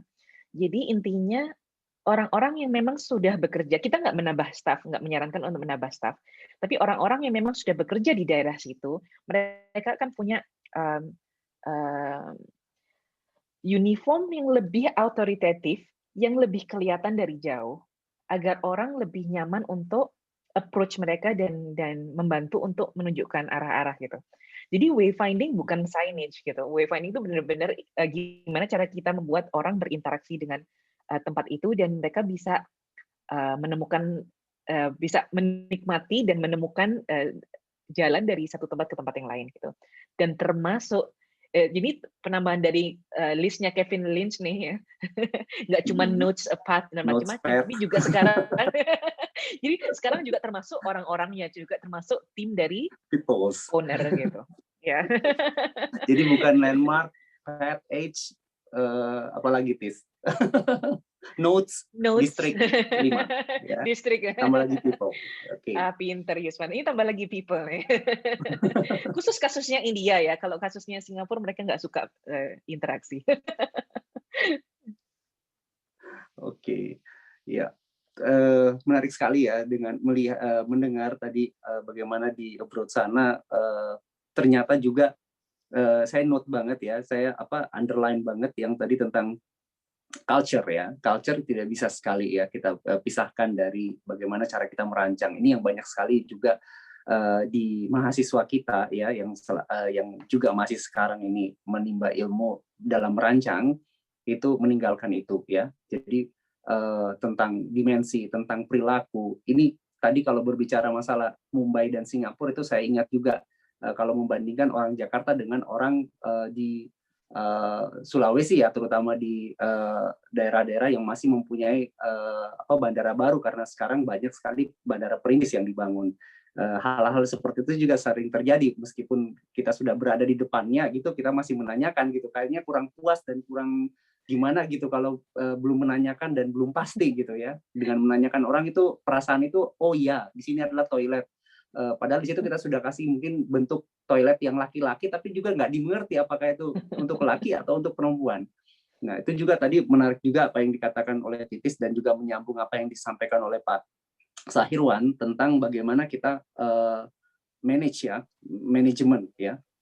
Bahwa memang ini juga sering kita tekankan ya, bahwa kita menjual di arsitektur itu kita menjual jasa ya, barang itu adalah hasil dari jasa yang kita sudah jual gitu ya, dan jasa itu yang kita jual itu adalah disambung dengan adanya communication skill ya. Kalau kita tidak dibantu dengan itu, apa yang bisa laku dari kita? Nah ini juga banyak juga dari mahasiswa di Brawijaya itu diam-diam gitu ya, pendiam. Memang gambarnya bagus itu, tapi pendiam. Nah ini yang agak sedikit kurang juga dalam untuk skill untuk berkomunikasi, sehingga perlu ini juga disadari ya, terutama bagi adik-adik yang masih sedang kuliah dan juga yang sedang mencari ya bagaimana membangun skill komunikasi itu, dan ditunjang oleh kemampuan untuk manajemen waktu ya, karena itu tadi kalau menyambung tadi yang di awal kami sampaikan bahwa sekarang mahasiswa itu dimanjakan dengan teknologi namun tidak mampu mengoptimalkan bagaimana caranya supaya waktu itu bisa di-manage dengan baik. Terkadang ya dulu juga kita gitu ya Pak, mungkin Pak Sahirwan ya, Mbak Titis, maksudnya sistem SKS itu lebih enak gitu ya. Kalau sudah kebut semalam itu kayaknya langsung keluar semua gitu ya. Tapi dengan oke lah, kalau dulu mungkin karena pengalaman kita menggunakan meja gambar itu sehingga kita harus manage waktu di jauh-jauh hari, karena menggambar dengan menggunakan meja itu tidak mungkin selesai dalam semalam gitu. Belum lagi dengan minyak kayu putih dan lain sebagainya ya. Itu merupakan pengalaman yang tak terlupakan. Seperti itu. Mungkin di sini saya ingin ada beberapa pertanyaan ya, yang mungkin juga sembari juga saya bisa langsung tanyakan kepada narasumber. Mungkin ini pertanyaan yang mungkin untuk Pak Sahirwan dulu ya. Di sini ada sebelum saya ke STRA ya. Nah, ini ada yang baru nih dari Mutia nih, angkatan 2012, kalau saya pernah sering komunikasi dengan saya. Nanya apakah kriteria bagaimanakah ya, mungkin bagaimanakah kriteria konsultan yang baik, Pak Sahirwan? Mungkin bisa ditanggapi, Pak. Baik. Ini pertanyaan saya karena kita sekarang kebetulan saya sama Mbak Titis ini dari dunia yang berbeda. Artinya dari artinya ini kondisi yang berbeda. Artinya di Singapura seperti itu tadi, sangat detail memang. Kalau tadi saya kan cuma ada 3 tadi yang saya sampaikan bahwa untuk sebuah konsultan sementara ya, yang pengalaman kita yang di Indonesia. Kalau Pak Tis tadi kan banyak sekali, dirinci lagi ya, dari manajemen, komunikasi, presentasi, kemampuan desain, menjadi banyak item tadi Mbak Titis menyampaikan. Nah, kalau pertanyaannya gimana yang baik, itu seperti yang saya sampaikan tadi, bahwa konsultan yang baik menurut saya bahwa itu adalah tidak hanya mempunyai proyek yang banyak ya. Artinya tidak indikatornya sebuah konsultan sukses bukan karena proyeknya banyak, tapi bagaimana dia mengelola proyek itu, artinya tentunya dengan pertimbangan kemampuan ya, artinya baik SDM maupun manajerialnya dia ya, yang di dalam itu bisa selesai dengan baik. Artinya bahwa jangan mengejar banyak proyek ya, tapi semuanya menjadi tidak selesai. Ya, itu akan merusak komunikasi ke owner ya, keluar ya. Artinya akan otomatis akan memberikan kesan yang kurang baik. Oh, kalau sama dia ini dia nggak bakal selesai dengan baik kan gitu ya. Sehingga berikutnya tidak akan dapat lagi proyek. Oh, nggak usah pakai dia karena dia nggak bisa selesai dengan sempurnanya sebagian dan sebagainya. Ini kalau saya bilang bahwa itu yang penting. Artinya bagaimana memanage itu. Jadi bahwa kita perlu melihat bahwa kemampuan SDM kita, kemampuan pendanaan terutama misalnya cash flow kita itu disesuaikan dengan proyek yang ada. Jadi jangan sampai banyak proyek tapi cash flow-nya SDM-nya kurang sehingga semuanya menjadi hal yang terbengkalai. Nah, ini mungkin salah satu kata kunci di situ. Jadi apa yang saya alami 30 tahun itu adalah di situ mungkin ya. Saya tidak berorientasi kepada proyek yang begitu banyak. Tidak ngoyo untuk mencari sebanyak-banyak, tapi saya melihatnya bahwa oh ya SDM saya dengan sekian orang tuh mampu mengelola sekian proyek dalam 1 tahun, mampu cash flow saya mampu membiayai ini dalam sekian banyak proyek dengan sekian nilai proyek. Nah, ini yang mungkin dasarnya kalau saya bilang bahwa kemampuan itu untuk dipahami bahwa itu menjadi modal untuk bisa memberikan sebuah konsultan yang berkelanjutan. Karena konsultan yang baik adalah tentunya satu adalah yang berkelanjutan, bukan yang setahun, 2 tahun atau 5 tahun berdirinya terus habis itu tinggal nama saja. Nah, ini kan juga menjadi hal yang tidak benar secara manajerial. Nah, kalau tanya itu ada 3 itu tadi bahwa kalau kemampuan desain itu tadi ya sudah bisa dalam di tingkat di dalam sebuah tim misalnya ya. Tapi kalau saya mengatakan kalau ditanya yang mana yang paling kuat adalah manajerialnya justru kalau sebuah biru. Kalau saya bilang bagaimana mengelola biru itu baik SDM-nya, finansialnya sehingga proyeknya bisa terselesaikan dengan baik. Itu saja kalau saya bilang bahwa yang terpenting dari 3 itu tadi. Kalau yang saya sampaikan. Baik Pak Sayawan. Ini ada lagi Pak, mungkin lebih teknis ini sepertinya. Ini apa yang harus dipersiapkan? Ini pertanyaan dari Mas Nugraha Putra, alumni 2012. Ya. Apa yang perlu disiapkan utamanya dari aspek legal Pak, untuk supaya bisa konsultan yang kita dirikan ini bisa ikut tender resmi ya, terutama dari pemerintah Pak. Oke, ya. Mungkin ini agak sedikit teknis, tapi mungkin bisa sedikit kira-kira apa saja mungkin secara singkat aja, Pak. Ya. Saya memang besar dan banyak di proyek pemerintah ya. Artinya memang kalau legal itu pertama tentunya ya kelengkapan PT atau CV ya pasti itu satu. Yang kedua adalah SUJK, SBU dan sebagainya. Itu Anda harus dapatkan, Anda masuk menjadi anggota Inkindo atau Perkindo ya, jadi Asosiasi Konsultan Indonesia. Kita harus ada di situ. Nanti di situ kita dibantu untuk mendapatkan itu tadi, ada sertifikat SBU-nya itu untuk subbidang-subbidang yang apa saja yang bisa kita ikuti di situ. Itu aja prinsipnya yang 3 itu. Kalau yang kelengkapan birunya tentunya ya mulai akta, NPWP, PKP dan sebagainya itu saya kira itu standar ya. Tapi yang penting adalah bahwa Anda nanti bisa menjadi anggota salah satu ya dari Perkindo atau Inkindo. Di situ Anda bisa mengurus SBU-nya, sebidangnya yang akan Anda ikuti, gedung, jalan, jembatan dan sebagainya misalnya itu mengenai itu atau kajian dan sebagainya. Baru SUJK itu surat izin jasa konstruksi ya, itu yang dikeluarkan oleh Pemda. Baru Anda bisa ikut. Nah, kalau lebih detailnya apa? Suatu saat Anda bisa japri saya atau apa karena memang sekarang itu tadi itu yang paling penting Pak ya. Jadi apa? Nanti saya prinsipnya nanti lewat panitia minta nomor saya, bisa japri saya, kita diskusi. Ya, tanya enggak masalah. Saya membuka diri untuk untuk ke alumni untuk bisa mengarahkan lah, misalnya membimbing apa yang bercerita lah, minimal berita apa yang saya sudah lewati. Mantap Pak. Saya kira itu aja.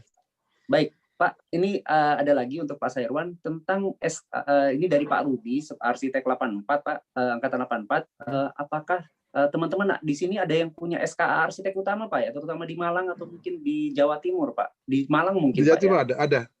ada. Jadi di Jawa Timur ada teman-teman Surabaya. Sebelum di Malang kita cuma sampai Madya ya. Di Malang ada belum anggota ada, Malang satu. Ada satu anggota Malang yang utama. Terus kalau di Surabaya ada beberapa lah, 3 atau 4 itu ya. Iya, Pak. Memang agak sedikit sulit ya, Pak, ya, untuk mendapatkan arsitek utama ini karena ada teman juga yang sampai 2 kali banding untuk penilaian SKA utama ini memang sedikit sulit memang. Agak susah. Proses memang di Jakarta aja, di pusat ya. Iya, Pak. Ya. Nah, mungkin ini juga ada, Pak, pertanyaan dari Algi. Ini tentang apakah bisa dijelaskan STRA sebagai pengganti SKA sekarang, Pak? Bagaimana proses pengajuannya? Istilahnya saja itu. Ya. Kalau SKA ya kan yang sebelum tahun ini namanya SKA, mulai tahun ini menjadi STRA ya. Hanya istilah saja karena itu sesuai dengan undang-undang arsitek yang baru ya, yang baru berlaku. Ya. Hanya istilah saja. Dan prosesnya memang nanti ya, tentu gini, kalau memang lebih detailnya monggo lah masuk, artinya tanya ke IAI. Kebetulan kantor kita di Kompleks Stadion Gajayana. Monggo di sana. Kebetulan juga yang ngurusi ada alumni situ ya. Sirli itu alumni berapa itu? Saya lupa. Nah, itu nanti tanya aja di situ nggak apa-apa. Baik. Kalau itu. Mungkin karena waktunya di sini kan kalau kita bicara detail mungkin nggak nututi ya. Monggo. Betul. Baik. Mungkin saya ke Mbak Titis. Mbak Titis. Ya, hai. Ini banyak pertanyaan nih. Mungkin saya mungkin pertama dulu ya tentang ada yang mau ini si Maudi ini mau rencana kerja ke Singapura, tapi agak sedikit sulit. Terus bagaimana sih info untuk mendapatkan kerja di sana? Ini juga menyambung dari pertanyaan Algi ya. Apakah memang dikhususin untuk cuma warga SG aja atau yang pemegang visa kerja aja gitu atau bagaimana? Seperti apa sih? Bisa dijelasin? Jadi kalau di Singapura semua pekerjaan itu harus kalau misalnya misal saya sebagai perusahaan saya kepingin meng-hire orang itu kriterianya saya tuh harus post vacancy itu di tempat-tempat yang memang cuman bisa dilihat oleh Singaporean dan permanent residents. Itu selama 2 minggu. Setelah itu kita boleh cari ke website lain misalnya. Kita kita boleh untuk upload di website lain. Tapi secara kewajiban kita harus upload di WDA ini. Nah, jadi kalau misalnya jadi ini dari sisi perusahaan ya.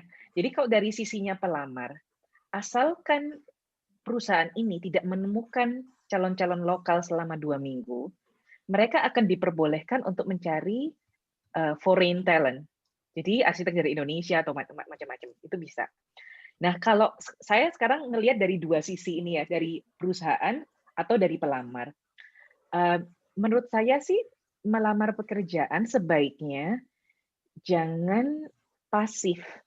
Jangan cuman ngikutin sistem. Jadi jangan cuman approach sama yang sudah ditunjukkan di website gitu. Jangan cuma mengandalkan JobsDB, jangan cuma mengandalkan career SG for example.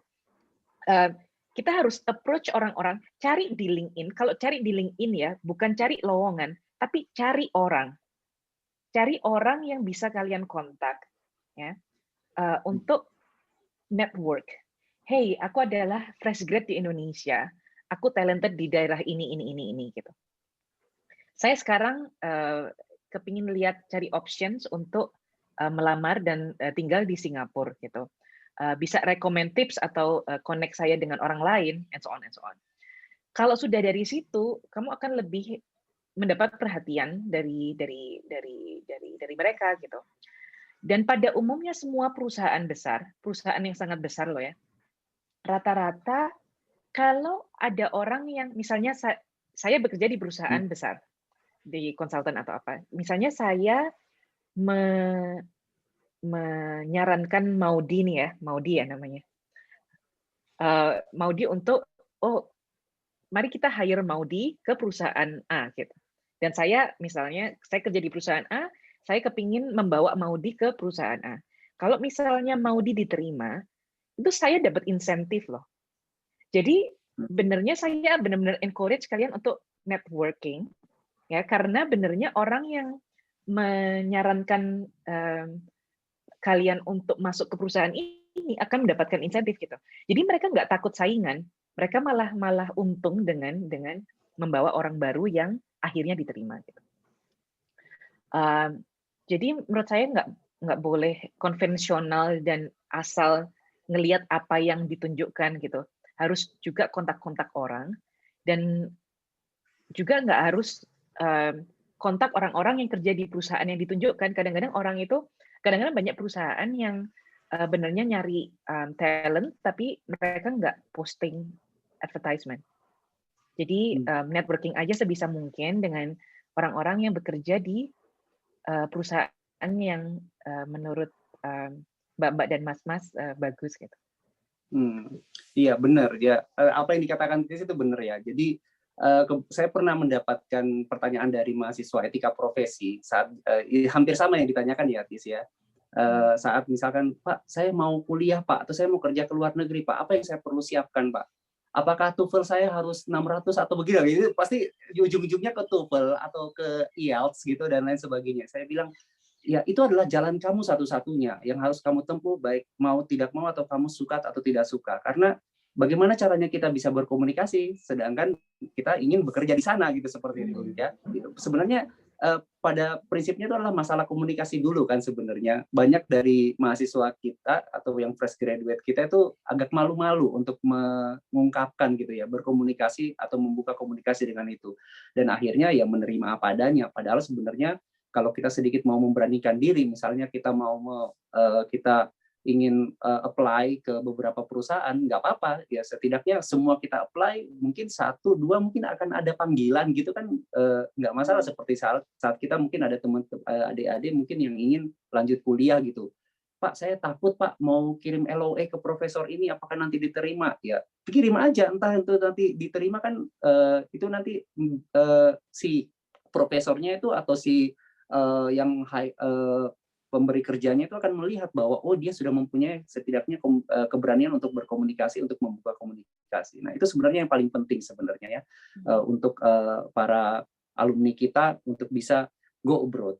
Nah di sini juga ada pertanyaan yang dari Halu Uleo ya. Wah ini saya say hi ke Halu Uleo Kendari karena saya juga dari sana, menanyakan dari Mbak Rasni nih, bagaimana cara menjalani kuliah agar ketika menjadi fresh graduate kita tidak lagi bingung arahnya mau kemana. Nah ini bagaimana nih? Mungkin Pak Sairun atau Mbak Titis nih, gimana Pak? Agak sedikit general nih.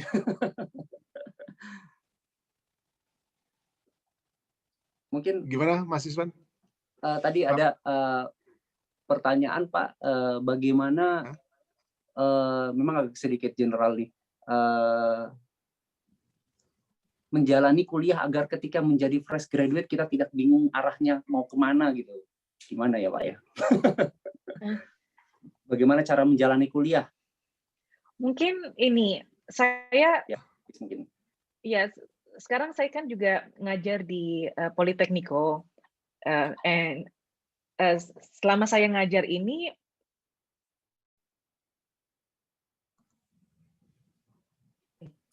gimana? Ya, jadi selama saya ngajar ini saya ngelihat pola-pola student ya antara mereka.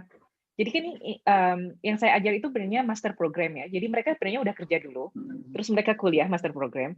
Setelah itu dia menempuh karir lebih lanjut gitu.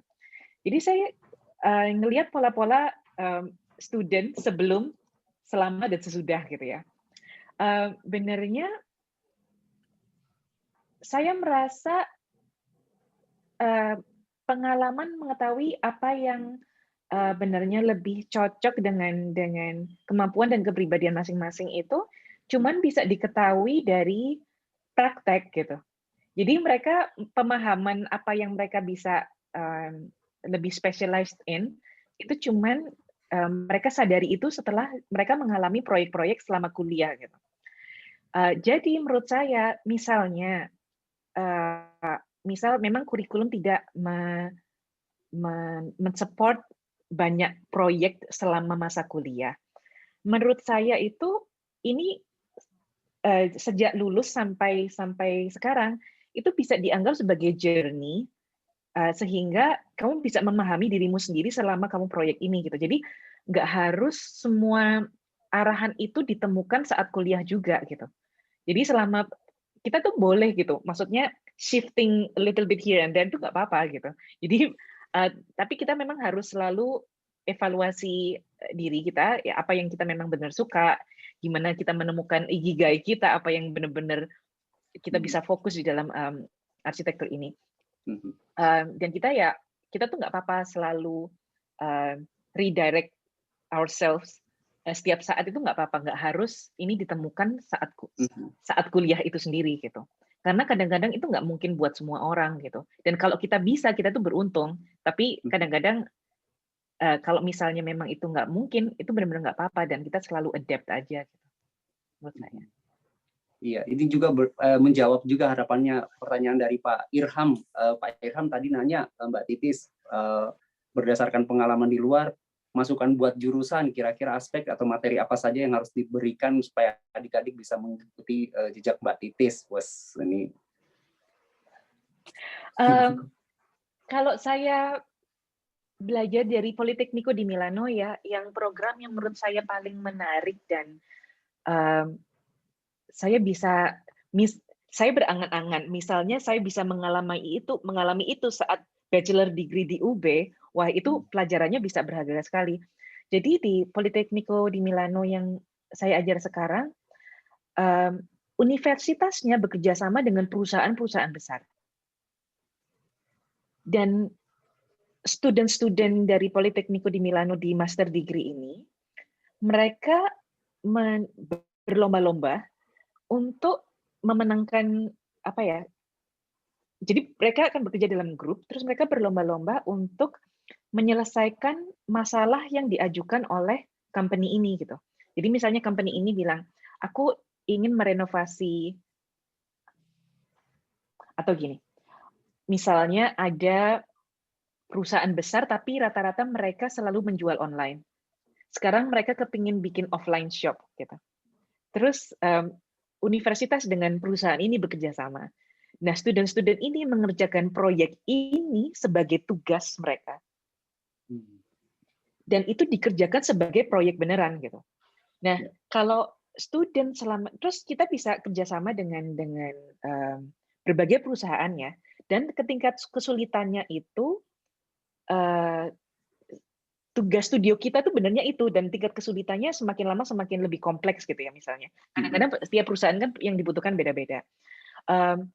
Dan itu saya merasa ya progresnya student dengan adanya program itu, progresnya itu lebih nggak incremental lagi, itu lebih cepat untuk naik gitu. Karena cuman dengan cara mengerjakan proyek, student itu bisa paham mengenai dirinya mereka sendiri dan paham apa yang mereka harus improve gitu. Dan juga dengan cara seperti ini, mereka terlatih untuk komunikasi dengan klien, terlatih untuk komunikasi dengan tim, yang mana benernya fresh grad kita, menurut saya ya, agak struggle di sana gitu. Tapi kalau misalnya kita udah terbiasa pitching project, itu setelah lulus kita lebih natural mungkin ya. Lama-lama kita udah merasa lebih terbiasa dan siap dan lebih santai gitu. Betul. Itu yang menurut saya mungkin bisa ditambahkan lah. Ya. Mungkin baik, tadi kita banyak menjawab dari pertanyaan dari chat room. Mungkin ada yang dari Bapak Ibu alumni, Mas Mbak, adik-adik yang ingin bertanya langsung mungkin, karena malu-malu untuk nulis. Kebalik ya, malu-malunya nulis. Mungkin ada pertanyaan? Saya buka. Ini tinggal waktunya kita diberi kira-kira lagi tinggal 15 menit. termasuk closing statement. Jadi nanti di akhir mungkin dari Pak Sairwan juga memberikan pesan ya untuk fresh graduate angkatan muda kita ini maupun mahasiswa yang sedang menjalani perjuangan ya, begitu pula Mbak Titis juga. Tapi mungkin sebelum itu ada mungkin pertanyaan dari alumni, mungkin saya buka. Gak ada nih. Sampai sembari menunggu mungkin Pak Sairwan tadi itu ada tanggapan dari Mbak Titis ya tentang bagaimana sih seharusnya ya mahasiswa mempersiapkan diri. Kira-kira seperti apa Pak Sairwan? Apa yang harus ditempa oleh mahasiswa, terutama yang saat ini? Betul. Gitu. Saya setuju sekali sama Mbak Titis. Artinya bahwa memang yang kita alami bahwa teman-teman alumni yang fresh graduate ini kemampuan untuk memahami diri sendiri itu memang tidak harus perlu melalui praktik ya. Maka kalau kemarin ada istilah kampus merdeka atau kedua adalah program magang, saya sangat setuju dengan itu. Kalau memang ya, mahasiswa atau sini sudah mengarah kepada aspek profesional, maka sarana dia untuk belajar tadi untuk menemukan dirinya adalah melalui proses magang itu. Ya, jadi mungkin bisa jadi dia terminal misalnya satu semester misalnya atau istirahat kuliah dulu satu semester, cuti misalnya, atau sekarang memang ada program magang itu bagi saya pemahaman saya atau saya melihatnya bahwa menemukan diri itu pada saat dia mengerjakan proyek ya. Kalau saya bilang tadi saya menemukan diri saya itu 5 tahun setelah lulus, bahwa saya punya kompetensi yang lebih itu di mana. Kalau gambar kan semua bisa pasti karena kita sudah dibekali sama di S1 ya. Tapi tadi ada beberapa lah, kalau itu banyak sekali yang kalau saya 2 tadi yang saya tambahkan bahwa yang untuk mensupport kita menjadi seorang arsitek profesional tadi itu ya. Ini akan kita temukan setelah kita melalui proses melewati beberapa proyek real ya. Tidak hanya teori saja tapi real, karena banyak hal di praktik itu yang mungkin tidak sama atau tidak ya pasti itu karena suasana kondisi owner, kondisi proyek dan sebagainya tentunya sangat variatif sekali dan banyak faktor yang perlu kita lihat. Bisa jadi seperti tadi bahwa kalau mahasiswa bilang bahwa mahasiswa UB itu pendiam semua. Nah ini mungkin mulai dipola mahasiswa mata kuliah apa yang supaya dia pencilaan sedikit lah, nggak apa-apa. Kalau pencilaan dikit agak gedabrus titik gitu itu penting. Tapi artinya yang nanti pada akhirnya pada saat dia lulus akan terarah sendiri pasti. Ini yang mungkin dibiasakan ya, artinya mulai berani untuk presentasi, berani ngomong walaupun salah, tapi minimal pada saat ditanya konsepnya apa dan bagaimana dia cerita tentang desain itu dia berani menyampaikan. Masalah salah dan benar itu sangat relatif ya, karena mengenai desain ya pasti itu sangat umum, sangat banyak yang tidak sama, tidak universal ya. Nah ini yang mungkin yang perlu dibiasakan. Nah, kalau menyiapkan diri, saya bilang tadi bahwa juga dia harus temukan dulu. Jadi prosesnya adalah menemukan dirinya. Dia akan kuat di mana, dia bakat atau fashionnya di mana, gitu ya. Mantap. Dia mampu mendesain atau komunikasi, manajemen dan sebagainya. Nah, pada saat dia menemukan diri, baru dia akan mengarah kemana dia. Artinya saya akan kemana ini saya setelah tahu fashionnya itu tadi. Saya kira itu penting ya. Penting itu memahami bahwa saya sebenarnya kuat di mana, mampu di mana, fashion saya di mana. Nah ini yang harus menjadi bekal. Nah itu biasanya adalah pada mahasiswa aktivis itu yang akan lebih cepat menemukan dirinya. Iya, betul ini. Jadi para mahasiswa yang sering di kampus ya semua diurusi gitu loh. Ya itu akan cepat itu menemukan dirinya. Itu umumnya begitulah pengalaman kita. Di Kosa ini, di kita ini aktivis semua. Ya, iya, aktivis semua. Tapi itu si malakama juga Pak Sairwan, mohon maaf. Karena kenapa? Kita dituntut, karena di universitas itu sekarang dituntut untuk 4 tahun lulus, ya 4 tahun cepat lulus itu ya dibanding, karena dengan mengkalibrasikan dengan kemampuan yang harus ditempuh oleh mahasiswa arsitek yang harus magang, yang harus mungkin lambat matangnya, ya Pak, itu akan sedikit kesulitan memang, ya, dalam memodelkan ya kurikulum seperti itu yang menjadi agak sedikit saat ini tantangan. Ya memang, itu Pak. mestinya menjadi mahasiswa masih kalau bicara itu ya kita ini juga dulu ya. Saya 5 tahun ya pas ya walaupun memang hasilnya pas-pasan. Kalau dulu kan memang 85 itu awal-awal itu kan Pak Ubi lagi menjadi formatnya. 6 tahun. Artinya itu nilai itu susah sekali. Kita dapat D itu senang itu lah. Wow, gembira sekali dapat D itu. Ya.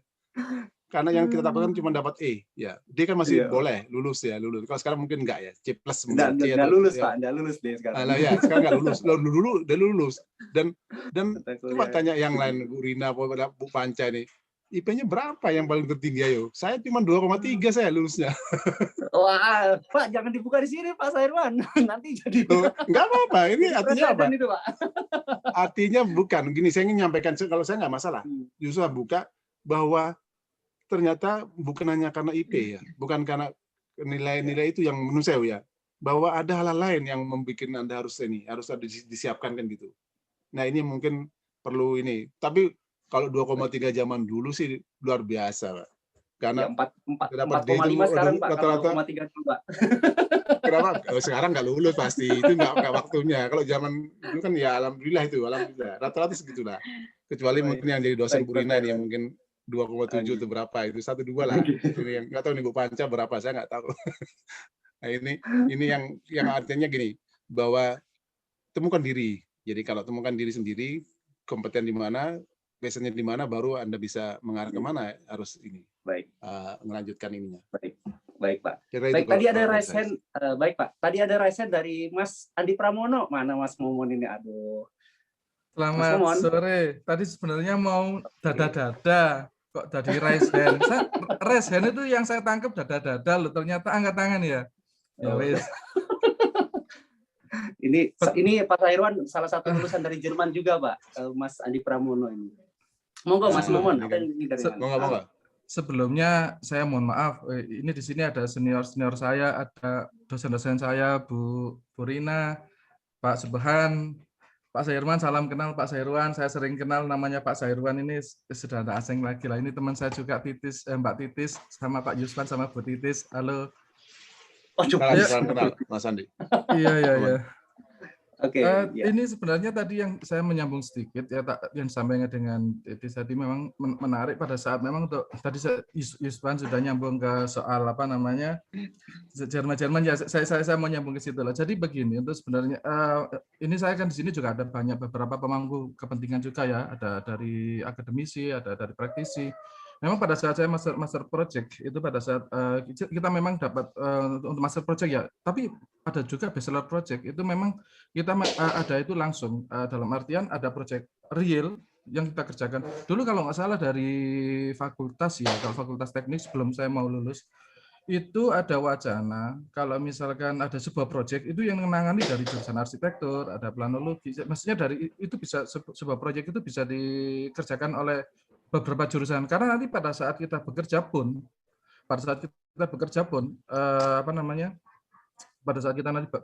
kita nanti akan ketemu dengan berbagai jurusan juga, dan tidak menutup kemungkinan seperti saya, mohon maaf ini pada waktu saya kuliah itu dulu saya paling tidak suka jurusan desain interior, saya nilainya selalu jelek, mohon maaf Rina, saya jelek, tapi begitu saya lulus saya terjunnya malah ke dunia interior dan sekarang jadi dosen interior, Pak. Karma itu namanya itu Mas Andi. Dulu, karena saya jujur hand drawing saya nggak begitu bagus. Saya seandainya saya mau flashback ya, saya pengen jadi angkatan yang kita diperbolehkan gambar. Jadi saya punya ide, tapi saya nggak bisa menuangkan ke dalam gambar. Saya nggak bisa gambar, tapi saya punya prinsip. Saya bisa desain dan gambar berbeda. Saya bilang gitu. Saya nggak bisa gambar, hand drawing saya jelek. Jadi makanya nilainya SPA selalu dapat C terus gitu. Lulusnya juga sama Pak, IPK saya juga memuaskan Pak 2,7 lah. Jadi tapi di situ ketika saya mendapatkan beasiswa dan lain-lainnya, saya berkompetisi dengan dari jurusan lain se-Indonesia, saya dapat Erasmus Mundus, itu saya juga yang menang pada saat saya masuk Jerman juga itu karena portofolio. Jadi kalau dari IPK sudah jauh lah saya dengan IPK dari lulus. Soalnya kebetulan pada saat itu saya lihat yang tidak lolos seleksi kan, kita yang lolos seleksi bisa lihat siapa saja yang ikut, itu ada yang IPK-nya saya yakin tinggi-tinggi. Saya tahu beberapa IPK-nya tinggi terus dari jurusan dari universitas lain. Nah, apa namanya, dari sini bisa saya tangkap, jadi peran dari sebuah proyek, misalkan kita kasih kepada mahasiswa, itu penting sekali. Jadi seperti yang dikatakan sama Titis tadi, ini memang penting. Jadi kita harus kolaborasi dengan itu. Dan satu lagi, ini yang mungkin mungkin dulu saya sempat sampaikan juga dulu ke Pak Subhan, mungkin agak lupa bagaimana Pak Subhan ya. Jadi sebenarnya kalau di arsitek di Malang ini kan ada Brawijaya, ITN, Unmer, Unitri, mungkin ada beberapa. Nah itu ada, kalau perlu kita dari master project, misalnya ada, anggaplah misalnya project kecil, bangun rumah atau rumah tinggal atau perumahan gitu, kita bikinkan namanya benchmarking. Dalam artian ketika kita punya project lah, itu kita presentasikan. Jadi dari universitas lain itu memberi komentar atau memberi masukan atau istilahnya memberi seperti itulah. Jadi dengan adanya benchmarking kita mendapatkan output dari banyak kepentingan gitu. Oh ya, kita tidak menutup kemungkinan dengan dari jurusan lain. Oh kok saya malah jadi panjang, situ aja yang saya bisa sampaikan. Mohon maaf senior saya, dan salam kenal juga untuk ada di angkatan saya ya. Baik, terima kasih, gitu aja Pak Yuswan. Baik, Mas Momon, terima kasih Mas Momon. Apa namanya? Mungkin kita bisa kopi darat Mas Momon di kampus. Katanya Mas Momon mau nanya-nanya yang S3-nya ini saya tunggu kapan. Iya, nah, saya mau ke sana tuh saya belum. Tapi yang pasti dalam waktu dekat saya kontak Yuswan nanti ya. Baik. Baik, terima kasih Mas Momon. Ini juga tadi menyambung ya, karena kita dibatasi juga waktu ya. Di sini juga sudah disampaikan ada beberapa tanggapan dari Pak Gapit, ada Pak Sahirwan juga. Terus nanti juga mungkin Mbak Titis ini ada cara yang mau Mbak dari Dek Cara 2012 ini. Oh ini juga mahasiswa saya dulu bimbingan itu tentang tips-tips untuk membuat mungkin LinkedIn terus portofolio website yang mungkin bisa dibantu ya share-sharingnya gitu ya. Mungkin dari adik-adik juga yang mau menghubungi Mbak Titis, feel free aja ya. Mbak Titis orangnya baik kok ya. Ke Pak Sahirwan juga apalagi baik kok, tinggal jalan-jalan. Sudah ada beberapa yang di direct dari kamu ke Facebook. Gitu dari ya, beberapa tahun ini. Saya kontak Bu Titis dari saya ke kamu. Pak Yuswan, okay. Iya, pokoknya sudah banyak. Saya mendorong karena apa? Karena ini juga mengingat kita punya 123 institusi arsitektur di Indonesia, dan untuk bersaing di tengah 123 itu kita harus bisa ya, harus mau untuk menjadi kita adalah Brawijaya. Karena memang kita tidak bisa memungkiri ya, oligarki kampus-kampus terkenal itu begitu kuat ya. Biasanya lulusan-lulusan itu biasanya kalau didengar dari kampus dari Jakarta, kampus dari Jogja, kampus dari Bandung, itu mungkin menjadi nilai utama. Tapi kita tidak bisa melihat seperti itu lagi. Saya pernah bercanda dengan teman saya yang satu kuliah ya, yang dia memang dulu lulusan sana dan mau mengabdi, kecuali kalau dia balik ke kampus asalnya itu. Saya bilang, mohon maaf, segoblok-gobloknya dosennya misalnya ya, murid-muridnya udah pintar kok ya di sana, saya bilang seperti itu. Karena mahasiswa yang masuk di sana itu adalah mahasiswa yang terpilih, yang memang mempunyai etos berpikir untuk bekerja sebagai seorang arsitek nantinya gitu. Berbeda dengan kita yang satu angkatan itu, saat Brawijaya itu terbanyak se-Indonesia ya, 16.000, dan di setiap tahun arsitektur ini juga menjadi info bagi Bapak Ibu mungkin yang belum update di arsitektur, adalah kita setiap tahunnya harus mengajar kurang lebih 180 yang mungkin akan bertambah terus ya, 160 terus 170 180, dan ini bukan pekerjaan yang cukup mudah ya untuk mengajar ya dengan sebesar itu, dan dengan kemampuan skill, apalagi ya skill arsitektural yang baik yang mungkin kalau dulu saya dengan Titis angkatannya sampai cuma 67 aja ya, saya 67 ya. Karena saya Y, jadi saya yang terakhir, jadi saya nomor 67. Itu yang menjadi tantangan juga dunia kampus saat ini, dan mungkin harapannya dengan adanya kegiatan seperti ini, sinergi antara alumni dan kampus ya, terutama kita ya sebagai pengajar dan juga mahasiswa yang ada di dalamnya mengerti betul dengan kondisi. Mungkin yang saat ini saya tidak menggunakan angkatan 2020 karena memang ada kesulitan di sana saat metode berubah ya dengan pembelajaran online saat ini. Terus terang beberapa dosen juga sudah sedikit berkeluh kesah karena sulit ya, soft skill mereka tidak terasah karena yang awalnya mungkin di semester 1 kita biasanya gambar teknik, gambar arsitektur, yang semuanya motorik ya, sekarang itu kacau balau ya, sampai semester kedua ini gambar tampak pun itu masih banyak yang salah gitu. Itu yang masih ini cerita sedikit ya. Gambar tampak itu saja masih belum tahu Pak, itu ya Mbak Titis.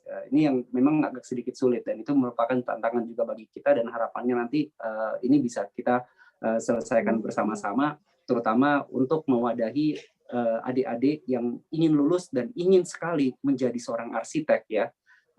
Itu terwadahi dan dapat juga ke luar negeri ya, itu yang menjadi harapannya. Mungkin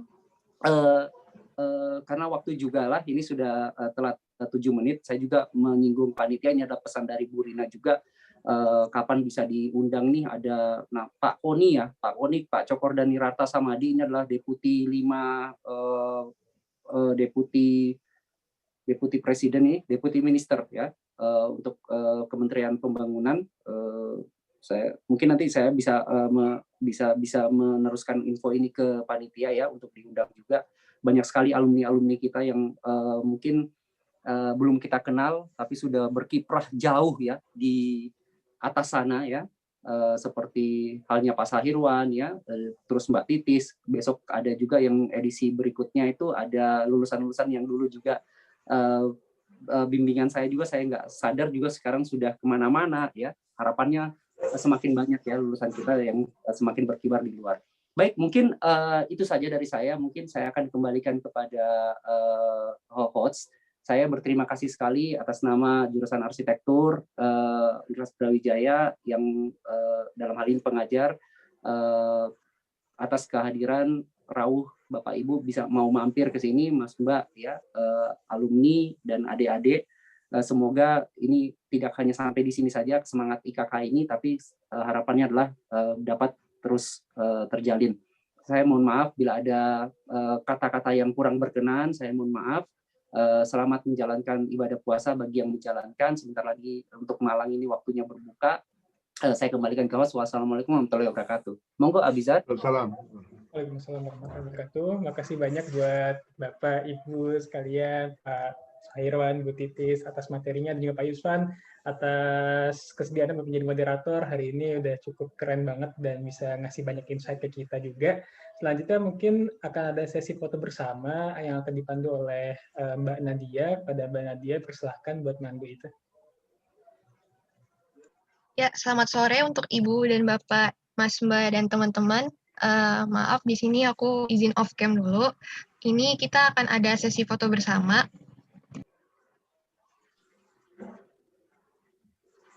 Ya, kita akan ada sesi foto bersama. Mungkin untuk peserta yang tadi ada di grup WhatsApp kan sudah diberikan background virtual juga ya sama panitia. Mungkin itu bisa dipakai. Kameranya bisa on juga. Untuk Ibu dan Bapak alumni juga bisa ikut serta foto. Nanti saya bantu untuk dokumentasikan. Ya, ini ada beberapa page ya.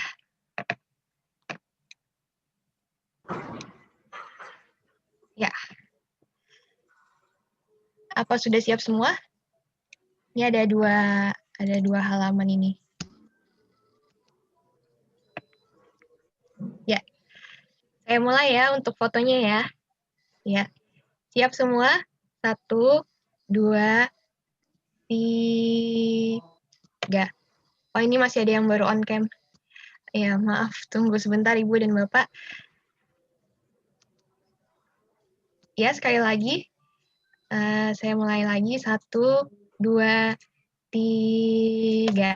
Ya. Tahan, tunggu sebentar. Ya, untuk halaman 2. 1, 2, 3. Ya, sekali lagi. 1, 2, 3. Terakhir. 1, 2, 3. Ya. Sudah untuk dokumentasinya. Terima kasih untuk semua peserta, Bapak, Ibu, Mas, Mbak, dan teman-teman. Saya kembalikan kepada Algi. Terima kasih. Ya, makasih banyak buat Mbak Nadia tadi buat apa-apanya. Jadi kita udah sampai di penghujung acara. Ya, jadi saya ingin mengingatkan lagi bahwa di bulan Ramadan ini IKKUB mengadakan bakti sosial ke 3 yayasan, yaitu Panti Asuhan Putri Aisyah, yang kedua ada ke Sedekah Rombongan Malang, dan yang ketiga ada ke Yayasan Baitul Yatama Fadlan di daerah Jakarta. Untuk waktunya itu ada dari tanggal 9 April sampai dengan tanggal 30 April 2021, dan untuk rekeningnya bisa disalurkan ke rekening yang ada di layar ini atas nama Fardina Hasan. Dan mungkin itu aja dari kita, dan jangan lupa buat follow IG kita, yaitu IKKUB. Aku ulangin ya, IKKUB.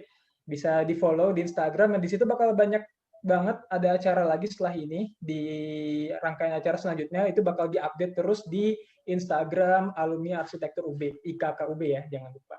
Mungkin itu aja dari saya selaku host dari acara ini. Mewakili panitia yang bertugas, saya ucapkan terima kasih banyak. Makasih banyak buat semuanya yang udah hadir. Jangan lupa stay tune terus acara kita. Dan ada satu pesan terakhir dari panitia. Tidak tersirat pesan pada namanya teras rumah. Mari membuka pintu bersama. Terima kasih. Selamat berbuka puasa buat semuanya. Assalamualaikum warahmatullahi wabarakatuh.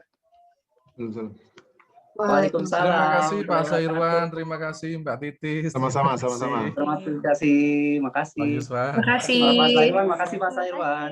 Sama-sama Pak Mas Yuswan. Ya, makasih. Mbak Titis. Bu Vivi. Sampai jumpa, Sairwan. Suatu saat saya undang Mbak Titis. Iya, Pak. Iya. Jelas ya? Baik.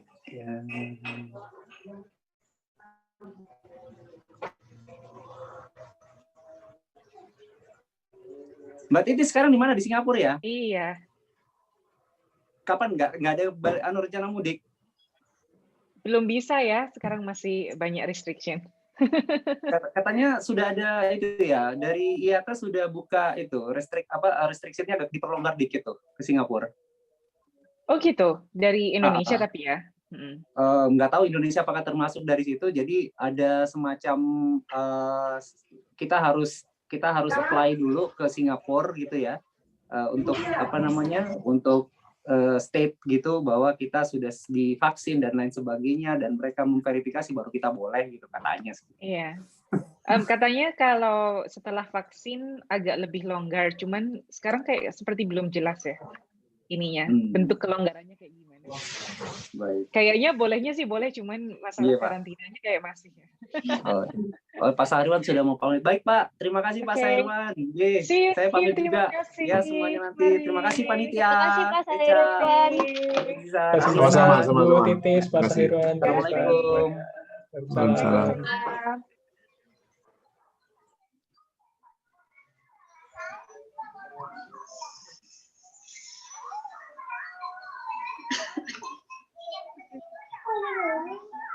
Kita tutup dulu. AN ya. Oke, terima kasih. Oke, terima kasih semuanya. Terima kasih teman-teman semuanya. Bapak, Ibu. Terima kasih semuanya. Assalamualaikum. Assalamualaikum.